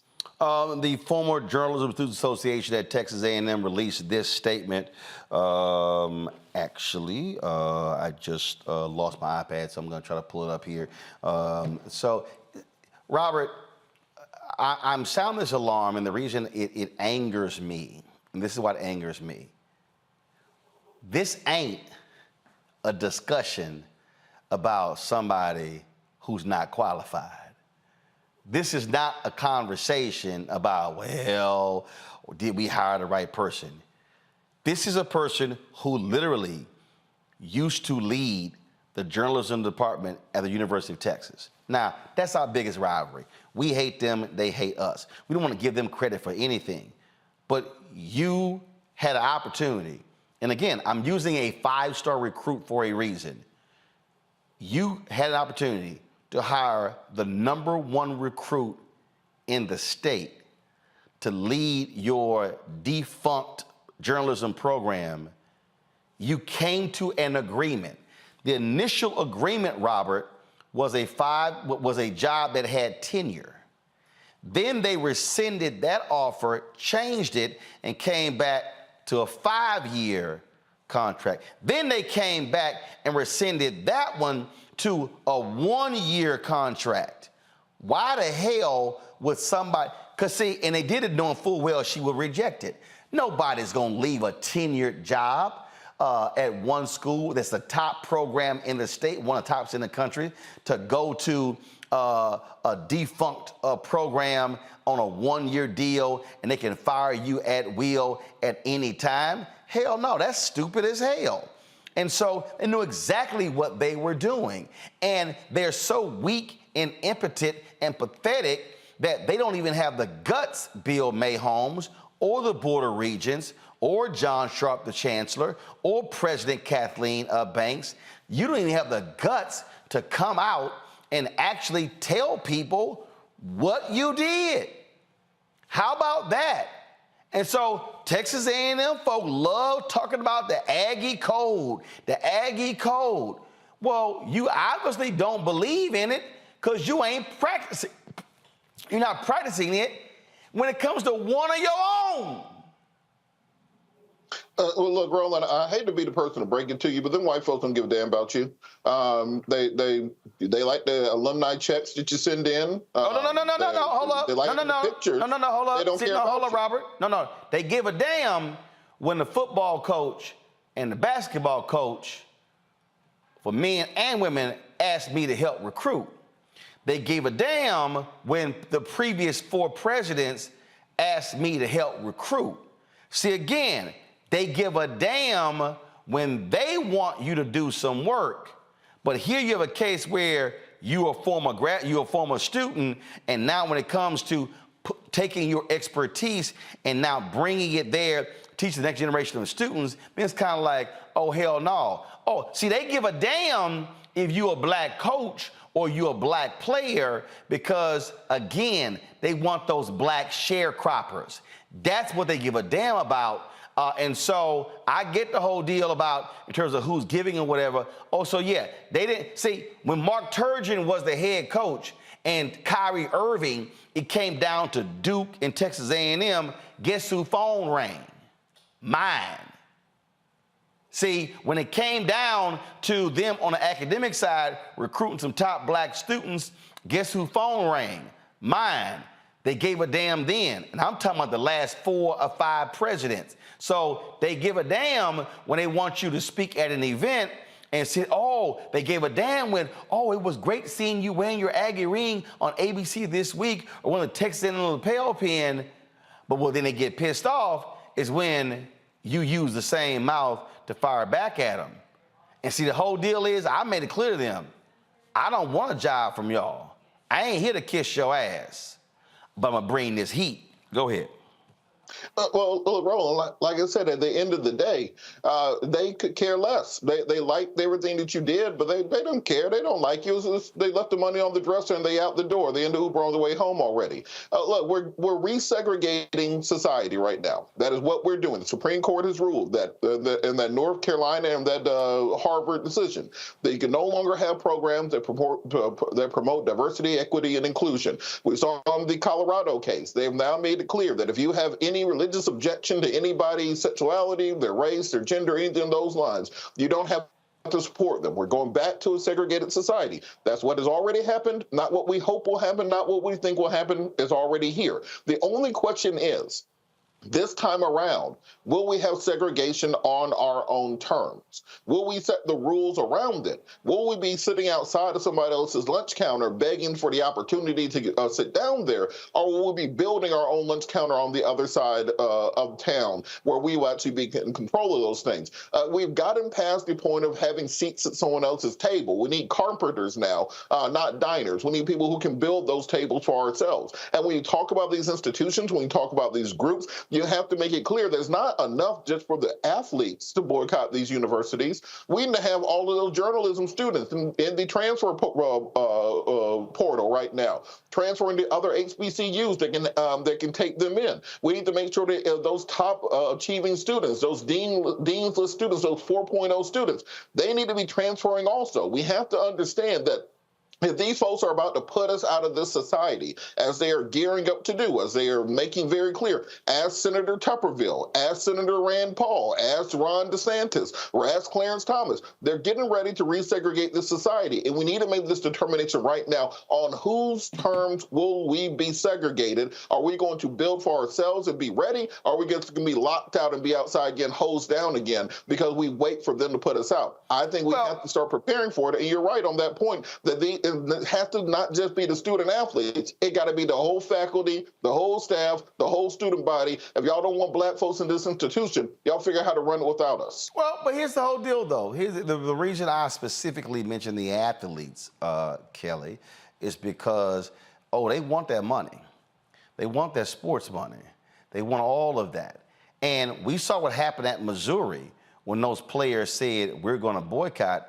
It actually cost a former A&M president, Dr. Lofton, his job at Missouri. Donations went down, enrollment went down. And so we understand the impact when players say, yeah, no, we're not gonna be playing for y'all. And so that's why I specifically said that if you are a black athlete and you're considering Texas A&M, remove them from consideration. If you don't make your visits, if you're considering A&M, you're considering other top institutions. Do not come, because then all of a sudden, I'm telling you, and here's the thing, Kelly, all this takes is for 2 or 3 top black athletes to publicly say, because of how they treated this sister, I will not consider Texas A&M. See, it doesn't, you don't need the whole 15, 20, 25 scholarship class to bounce. All you need are 2 or 3 to get their attention. And before I go to you, the reason I believe in fighting them on this, and I totally understand Robert's point, and I get it 100%. But Rebecca made the point earlier. This is a state institution. Texas is a state that's majority minority. That means that taxpayer dollars goes to fund that. There's something in Texas called the Permanent University Fund. That's the money that we get from them oil leases and those oil fields. 2/3 of the PUF fund goes to the University of Texas system. 1/3 goes to the Texas A&M system. We're talking about billions of dollars. And we're talking taxpayer dollars. And so I totally get your point, Robert, but here's the whole deal. My grandparents paid taxes, and they couldn't go to that damn school. My parents paid taxes, and they couldn't go to that damn school. I still own my home there in Texas. My brother owns his home. My sister owns her home. My other sister owns her home. And so that's our goddamn money that's funding that damn school. And so what I am not going to do is allow these white racists to play this game and somehow tell black folks we must somehow go somewhere else. Hell no. Our money built that shit, and we're going to be damn well taking advantage of the resources of that institution, Kelly. And I completely understand that point. I absolutely agree that you should advocate on behalf of yourself, given the structure of the university system that down there, given the fact that your taxpayer dollars are paying for this institution. I completely understand that. But even still, we are still seeing a situation in which they would rather, and by they, I mean this racist minority, but even still in a very powerful seat of power, they would rather see themselves fail and tout that failure as a success than to actually be successful. And that is what we're seeing with this professor who, like you said, is at the very top of her game within the state and arguably in the country. And the fact that they kept reneging on an offer, 2, 3, almost 4 times, just because they were afraid of what their students, prospective students, would be learning from this woman, which would actually be to open up your mind and to investigate and to question and to report and to be truthful in journalism and not tout nonsense and not tout misinformation and disinformation and fall victim to this era of alternative facts. They are so afraid of actual journalism that they would rather see their defunct program of journalism keep failing than to bring somebody in who can actually restore true journalism. And if that is the case, if you would rather tout failure as success, even though the short-term solution that you're talking about being these athletes outright saying, I'm not coming because of how they treated her. I'm not coming because of how they could possibly treat me if I go. That's a short-term fix. That's a Band-Aid on a very, very deep wound. So the real question is, what are we going to do about that deep wound? Are we going to throw salt on it and make sure that it festers, or are we actually going to try and heal it? And I don't even know at this point, given the policies coming down, the way that SCOTUS is coming down on hearings, how exactly we can fix this short of a complete overhaul of the system itself. Again, how do you impact the change? You do what Dr. King said on April 3rd, 1968, you redistribute the pain. Dr. King said you withdraw our economic resources. The greatest resource, the way to hit Texas A&M where it hurts, is if you withdraw black athletic talent. If the black athlete says, adios, I'm not considering you. And again, you don't need 10 or 20. 2 or 3 say we're not coming, that is going to scare the hell out of them. What black people must begin to understand is, how do we leverage our power? This is the statement from the former Journalism Student Association in support of Kathleen McElroy, class of 1981. Kathleen McElroy, 81, is an immensely respected journalist and admired educator and one of the university's most accomplished journalism graduates. Her professional and academic experience made her an exceedingly qualified leader to revitalize journalism education at Texas A&M. The news that she is no longer coming after the terms of her contract were repeatedly changed is a major loss to Texas A&M. Media reports about the reasons for her departure are concerning. We asked the university to be transparent in what transpired with McElroy's contract and address its plans for the future of the program.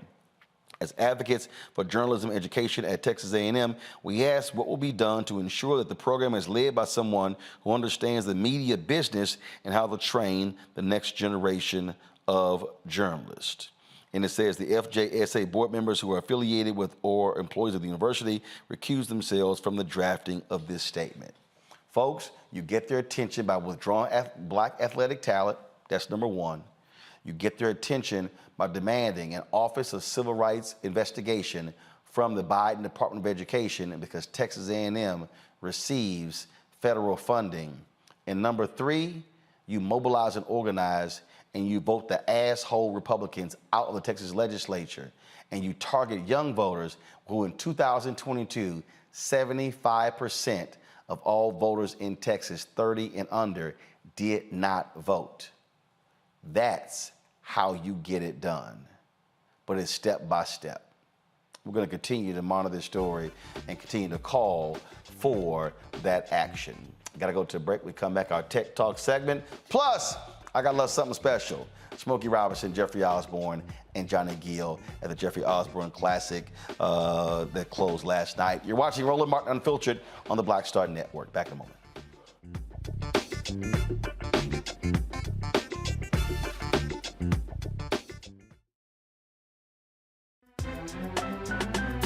I'm Faraji Muhammad, live from LA.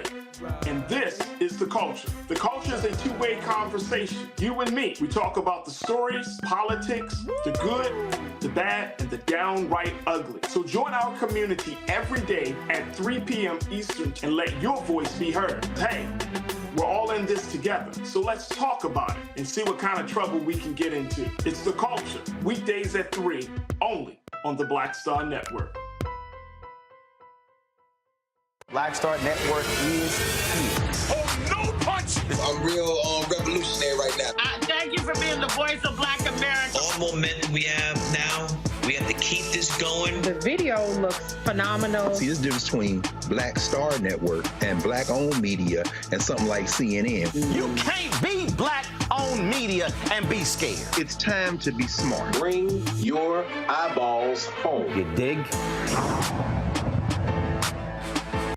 Hello, I'm Paula J. Parker. Truly proud on the Proud Family. I am Tommy Davidson. I play Oscar on Proud Family, Louder and Proud. Hi, I'm Jo Marie Payton, voice of Sugar Mama on Disney's Louder and Prouder, Disney Plus. And I'm with Roland Martin on Unfiltered.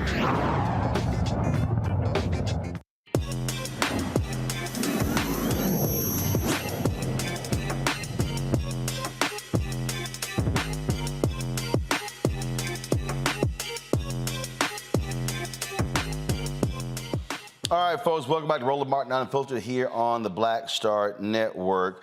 Party planning. Look, we spend a lot of money on events all the time, and it's not always as easy. The other day I went to my man Turk. Steven celebrated his birthday party. Him and his wife put that thing together in 3 days, his dinner party. There was a black caterer who they utilized. You go to my Instagram page, you can check it out. And so these things happen. And you know what? You kind of want some help when it comes to putting on a party or an event. Well, my next guest, that's actually what she does, offering the folks support for a variety of events. Whether we're talking about baby showers, whether we're talking about birthday parties, weddings, all that good stuff.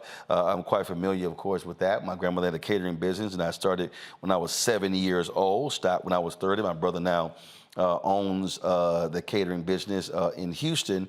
And so it's great to be able to have something that makes it easier for you, especially in these days where we are so doggone busy with our lives, folks. Joining us right now, glad to have her, is Crystal Foote. She's the CEO and founder of The Party Starter. She joins us out of Atlanta. So, Crystal, how did you get started with The Party Starter?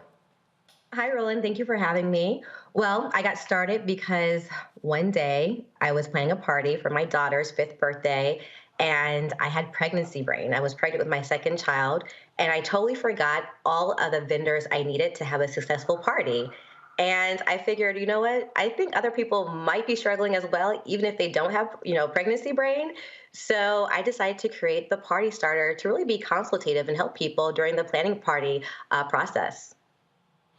And so, what do you offer? Is it again just a one-stop shop of various vendors, or do you actually help folks with the planning of their events? It's a one-stop shop platform. So you go on there and there is a checklist that you complete. And based on what type of event you have, we want to make sure that we have all subcategories for that person that's using the platform. So there's everything from entertainment to floral arrangements to even transportation. And then from there, that user can also request quotes from vendors in their local area or virtually. And then after they receive the quotes from those vendors, then they can book them right on the platform. And that way they don't have to worry about any type of money transacted during their event. They can relax and have a great time. That's all good. Questions from the panel? Let's see here. Well, we know Robert, if it's a gun party, he'll be happy to call somebody. Rebecca, I'll start with you. Thanks so much for coming on the show tonight. So you said that this is virtual, but it's also all across the country as well. So for example, my daddy still lives in Omaha, Nebraska. So if I wanted to plan his 75th birthday party, could I use this platform to do so? And then also as a follow-up, how do you source which vendors that you invite to submit proposals? That's a great question. So I'll answer your first question. Yes. Please use the Party Starter for your dad's 75th birthday party. You go on there, you complete it, and then the local vendors in that area will submit their quotes to, have any type of whatever you need for your party. So that's food, catering, entertainment, and so forth. And then we actually go through a vetting process. So the vendors can sign up on the platform, and each vendor has to be thoroughly vetted by myself and the chief operational officer before we put them on the platform, because we want to make sure that they're legit, that you're not going to be catfished, and that they are someone that would represent the brand. Kelly. Sure. So tying into the previous question as far as vetting, given the most current Supreme Court case regarding, vendors not wanting to give wedding cakes to gay people, even though gay people have never asked this person for a wedding cake. Can you go into a little bit about what exactly I'm shaking my head too, sis. Like it's a mess. But can you go a little bit into, I understand you want to be on par with your brand when vetting, but can you go into a little bit of detail as to what that vetting process looks like, as well as if there is a, I don't want to say predominantly Black section as far as vendor choice is, but is there incentive for Black vendors to get onto your platform? How do you go about bringing in BIPOC into your platform? Yeah, so we love inclusivity, diversity. That's what our country is. Regardless of what's happening right now, unfortunately, with SCOTUS and so forth. So we want to make sure that we have vendors of all backgrounds, LGBTQ+, African-American minority-owned businesses, Hispanic-owned businesses, veterans as well. And so we reach out to these vendors. We also attend different types of events to make sure that they are aware of the Party Starter and that we embrace them and their services, their solutions for having an amazing event. And that is how we vet, as well as also promote on the website. We highlight minority-owned businesses. So as a person is going through their selection process, they can can see that that company that they want to have is Black owned. They can see that that company is also LGBTQ plus owned as well. And we want to make sure that our users understand that it's beautiful to have a diverse set of vendors for their party, because honestly, having those fresh perspectives, having, amazing food and just different backgrounds help you create an amazing experience for your friends and family is incredible. I don't want to have a party where people sound like me, look like me, do exactly what I do. That's boring. I want to have something fresh and new. People from all backgrounds help me out for my party. And then also catering, that's really important. That's a cultural thing. I need to make sure that I have amazing caterers for my party that are going to please my guests. And for my parties in particular, I make sure that I have Black caterers. And so that's really important to highlight that. For my friends who are Hispanic, they want to have Hispanic caterers to make sure they make those dishes that their abuela makes for them, something really sentimental. And so it's just really a huge focus of our platform. Robert. All right, now, just I'm going to give you a hypothetical because I want to understand how granular you guys get when it comes to helping people plan for parties. As husbands, often we have difficulty planning out, let's say, a birthday party for your wife. So let's just say, theoretically, your wife was turning 50 and she's from New York, and hip hop is also turning 50, and that was an integral part of her upbringing. So she wants to have a birthday party somewhere in New York celebrating hip hop. Also, she's Jamaican. So she wants to have Jamaican food catered there. And theoretically, if there's any hip hop legends that she could get to attend, that would probably be good. And there may need to be an airplane flyover with a little tassel that has her name on it. Do you help organize things like that? Hell no! And how exactly people go about those things? You know what? She deserves it, though. On the platform, you can put in whatever you want. And if we have a vendor for that, then you will get that for your wife's 50th birthday party. The airplane, too, because the plane is very important. It needs to fly from White Plains Airport across Westchester, and it needs to go right past her high school and also past that broad from high school's house. So I need to have a very specific flight plan for it. 100%. Provide all those details. We have a description box for every subcategory for those vendors. So you put in all those amazing, unique details you just told me, and then we can definitely find vendors for you if they're not already on that platform. Okay, and also, so can all the party favors be robin's egg blue? Apparently that's the thing. Robin's egg blue and silver. Is that a thing you can put in? It is. The only thing with the platform, though, we can't tell our clients, our customers, when we think that the things they have going on for the party might not really look well. So if you want to have a robin blue egg, don't blame it on us if it turns out not really, aligning with your hip hop theme. I'm just saying. Men don't know what the hell robin's egg blue is. We only know these because women tell us. I don't know. It's blue or green or something. If you follow directions, the key to a happy marriage, think very little, follow directions, listen, and execute. Yes, you're a very smart man. You're going to be married for a very long time. So if you want all those, you should also get a party planner on the Party Starter to help you execute all those and make sure that they look right. So with the egg, with hip hop, with the plane, it's a lot going on there. But if that's what your wife wants, then give that to her. She deserves it. I mentioned this is the second of the birthday parties. The first one is a cruise from Spain to France to Italy. Hell no, Robert, we done. Take your ass to the app. Take your ass to the app and type all them damn questions in. We ain't doing all that.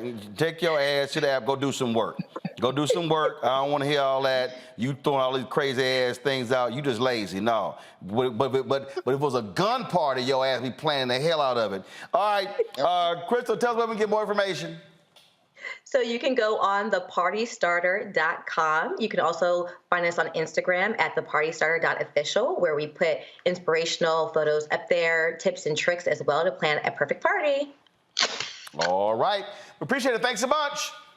Thank you so much. Bye, everyone. All right, folks. Thank you so very much. Robert, Rebecca, Kelly, thank you so very much as well for being on the panel. When we come back, folks, Smokey Robinson, Jeffrey Osborne, Johnny Gill. Got a little treat for y'all. Back in a moment on Roland Martin Unfiltered on the Black Star Network.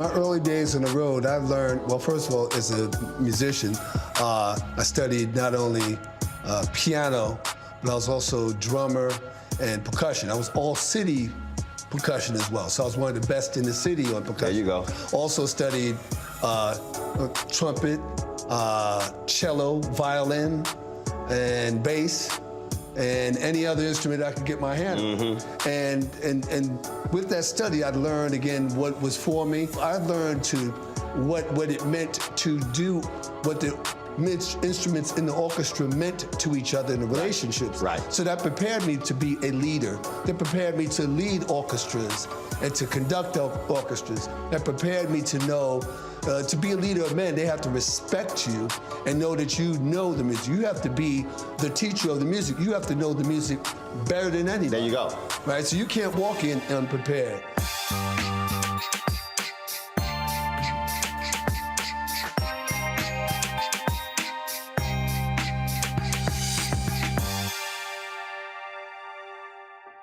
Up next on The Frequency with me, Dee Barnes. She's known as the Angela Davis of hip-hop. Monet Smith, better known as Medusa, the gangsta goddess, the undisputed queen of West Coast underground hip-hop. Pop locking is really what indoctrinated me in hip-hop. I don't even think I realized it was hip-hop at that time. Right. You know, it was a happening.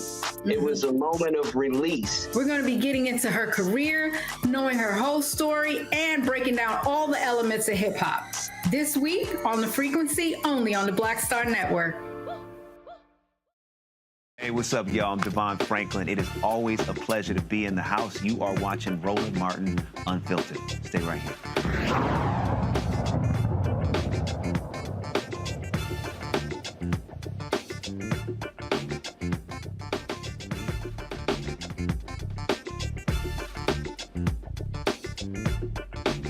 Last, my goodness, 3 years did not have the Jeffery Osborne Golf Classic due to COVID. It was back, took place in Providence, Rhode Island, and we had a great time the last couple of days. And so last night at the closing party, it's always great when you see the entertainers come up there perform, and so we were treated to this great sing-off involving legends here. And we're talking, of course, Smokey Robinson, Johnny Gill, Jeffery Osborne. Great time had by all. So I just want to give you all this treat here to close our show out. Here we go. Almost, 40 singers? Since we opened? How many years? This is going on 10. No, but since the COVID, we had to shut down. 3 years. Let me say this, you guys, because it is important while we have everyone in this room that we understand something, that God is still on the throne, and we are so blessed. Listen, y'all can say what you want, but we are so blessed. I wish I had a witness in here tonight to be standing in front of each other tonight.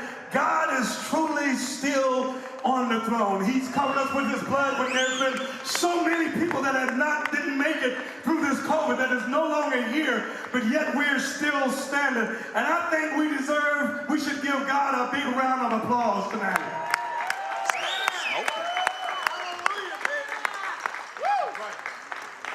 So I ain't come to preach, but I just want to let y'all know that I have no shame in my game in knowing that if you've been through some ups and downs and some changes and turnarounds, and you understand that when you come through it and go through it, that you understand that you can't do it by yourself. It's only through the power of that man that sits high and looks low and knows everyone's heart. And I just want to give him some praise and give him some acknowledgement tonight, because without him, we wouldn't be standing here in front of y'all tonight. So, this is a true blessing right here. Because Mr. Smokey Robinson had a very severe case of COVID. So we are blessed that this man made it through what he went through with COVID. Yes. And I mean to tell you, I know it was tough because I was calling every day praying for this man. So God is real. Yes. And like you said, my brother called every day, y'all. Every day. Yeah. I love him. Now, Uncle, before we introduce you, because everybody knows who you are, but we're going to still do that anyway. I asked him a few weeks ago, we were playing golf, and I said to him, one of the songs came on, and I said to him, Uncle, let me ask you a question. I said, when you just ride along or you go to different places and you hear all these songs that you've written, I looked at him and I said, do you just ever stop for a minute and go, damn, I wrote the hell out of this song. Damn, I'm a man. I said, if I was him and God had given me that gift and talent with that pen, y'all couldn't tell me nothing. As a matter of fact, I want to tell you, but one of the greatest, not only just an entertainer, but just one of the greatest human beings on the planet. And do you know, my 40 years of being in this business, my greatest reward is having people like Uncle Smokey and people like Jeffery Osborne, who has been a part of my life and an inspiration to me. So, y'all, before we get ready to give it up, and let's give Uncle a big round of applause, and let's celebrate him like we've never celebrated before, because he's so deserving. Give it up for my Uncle Smokey Robinson! This is one of the greatest songs ever written by y'all, and everybody on the earth knows this song. I got sunshine on a cloudy day. All right now.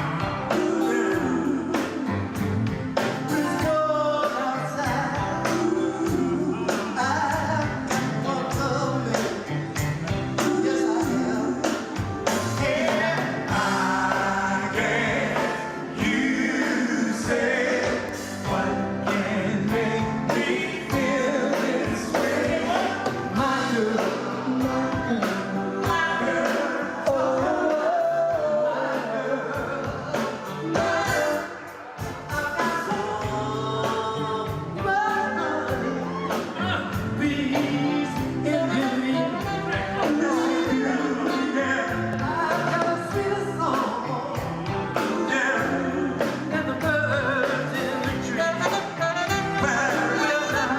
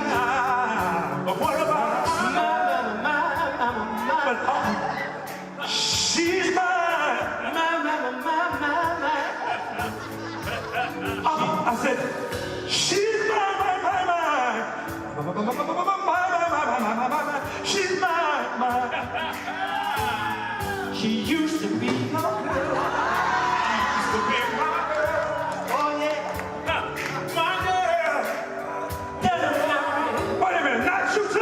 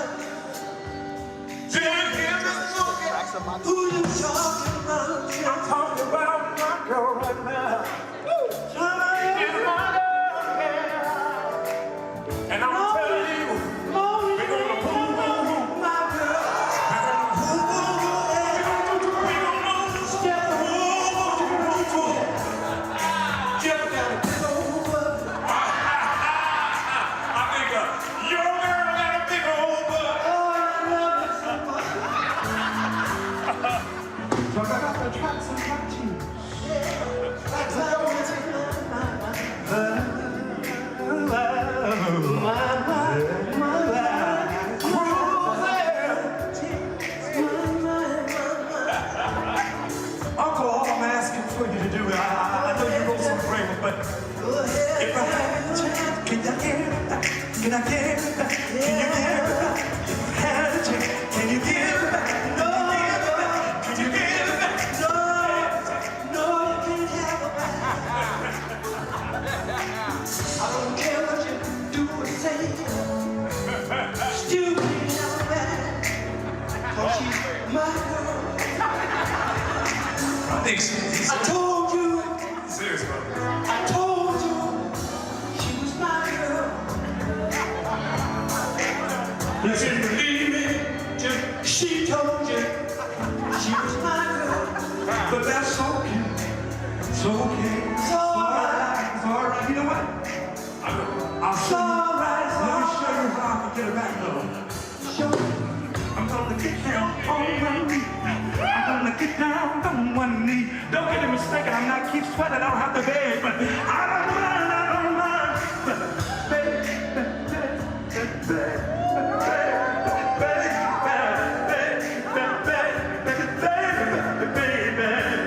said I need a brother show, said I owe you.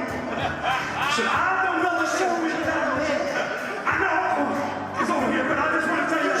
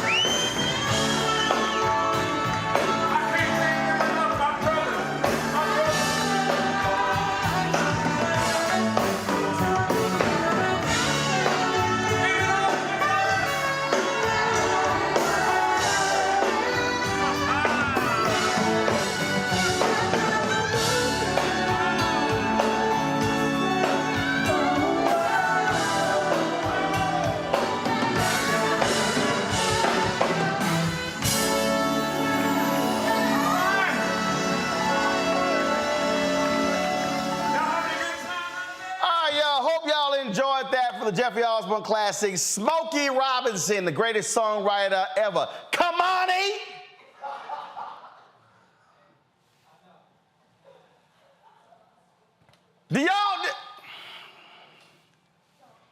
Y'all, we were playing the video, and I heard, he went, who is Smokey Robinson? Let me tell y'all something.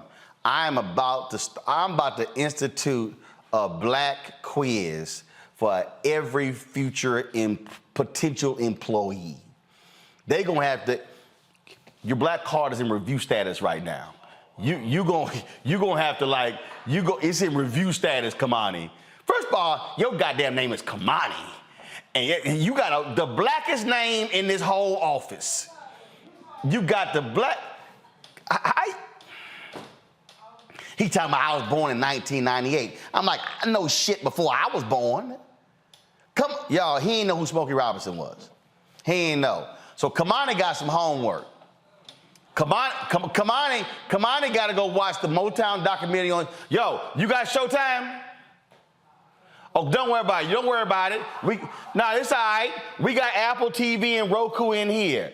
Your ass gonna watch that damn Motown documentary with Smokey Robinson and Berry Gordy. Then you gonna watch that. Then I'm bringing in tomorrow the DVD, the Blu-ray.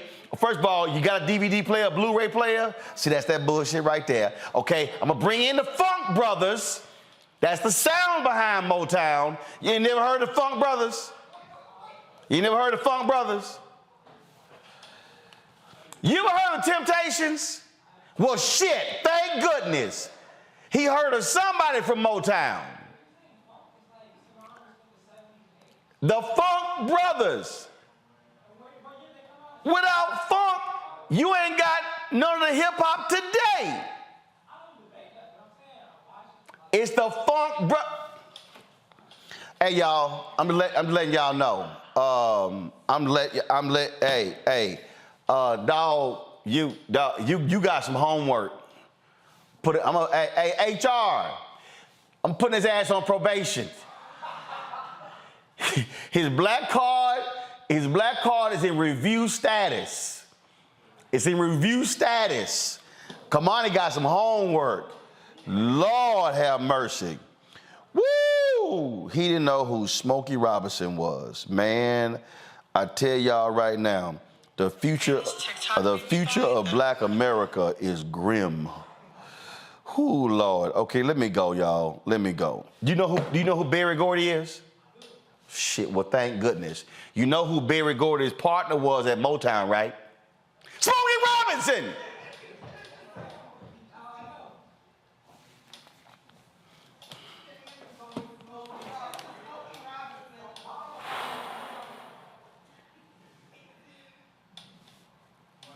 You lucky Henry took that camera out. You lucky Henry took that camera out. I will put your... Come here. Come here. Come on, come here.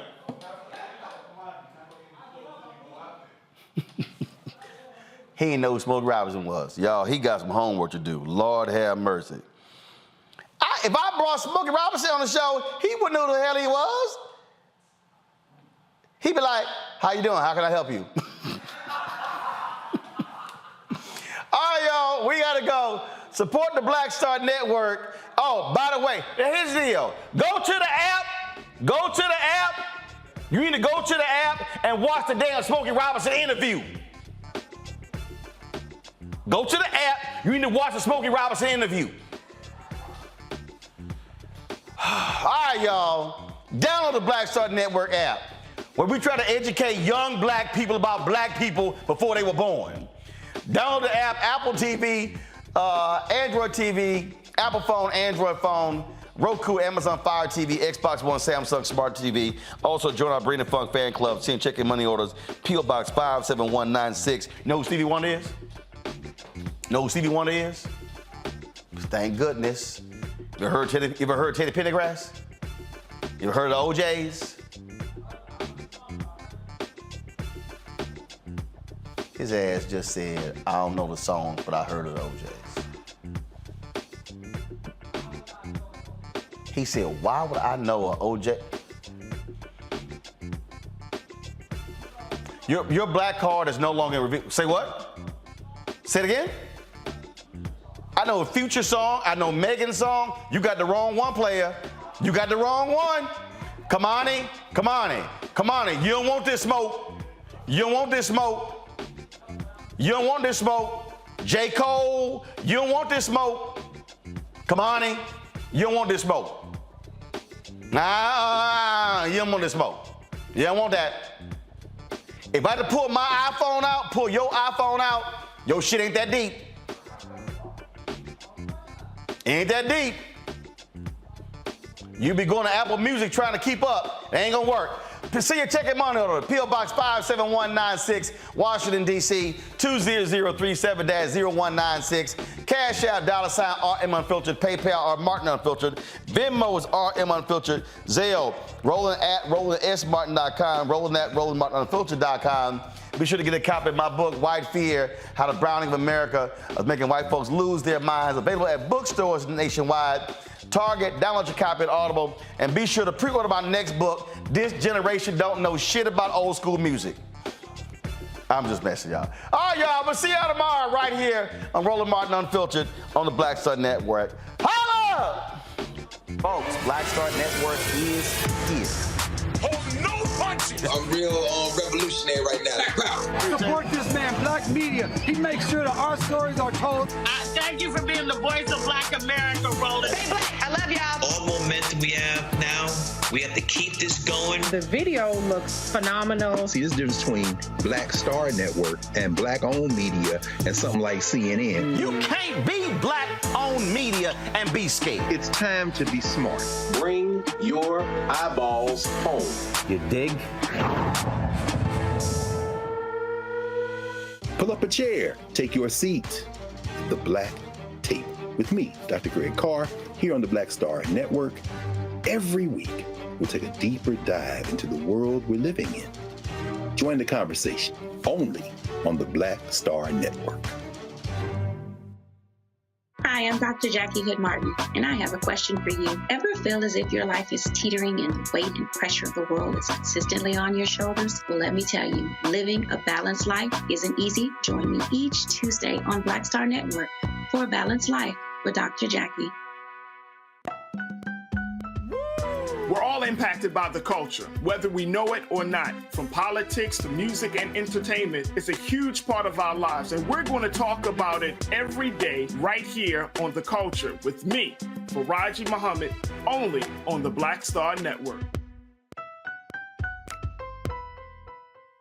I'm Deborah Owens, America's Wealth Coach, and my new show, Get Wealthy, focuses on the things that your financial advisor and bank isn't telling you, but you absolutely need to know.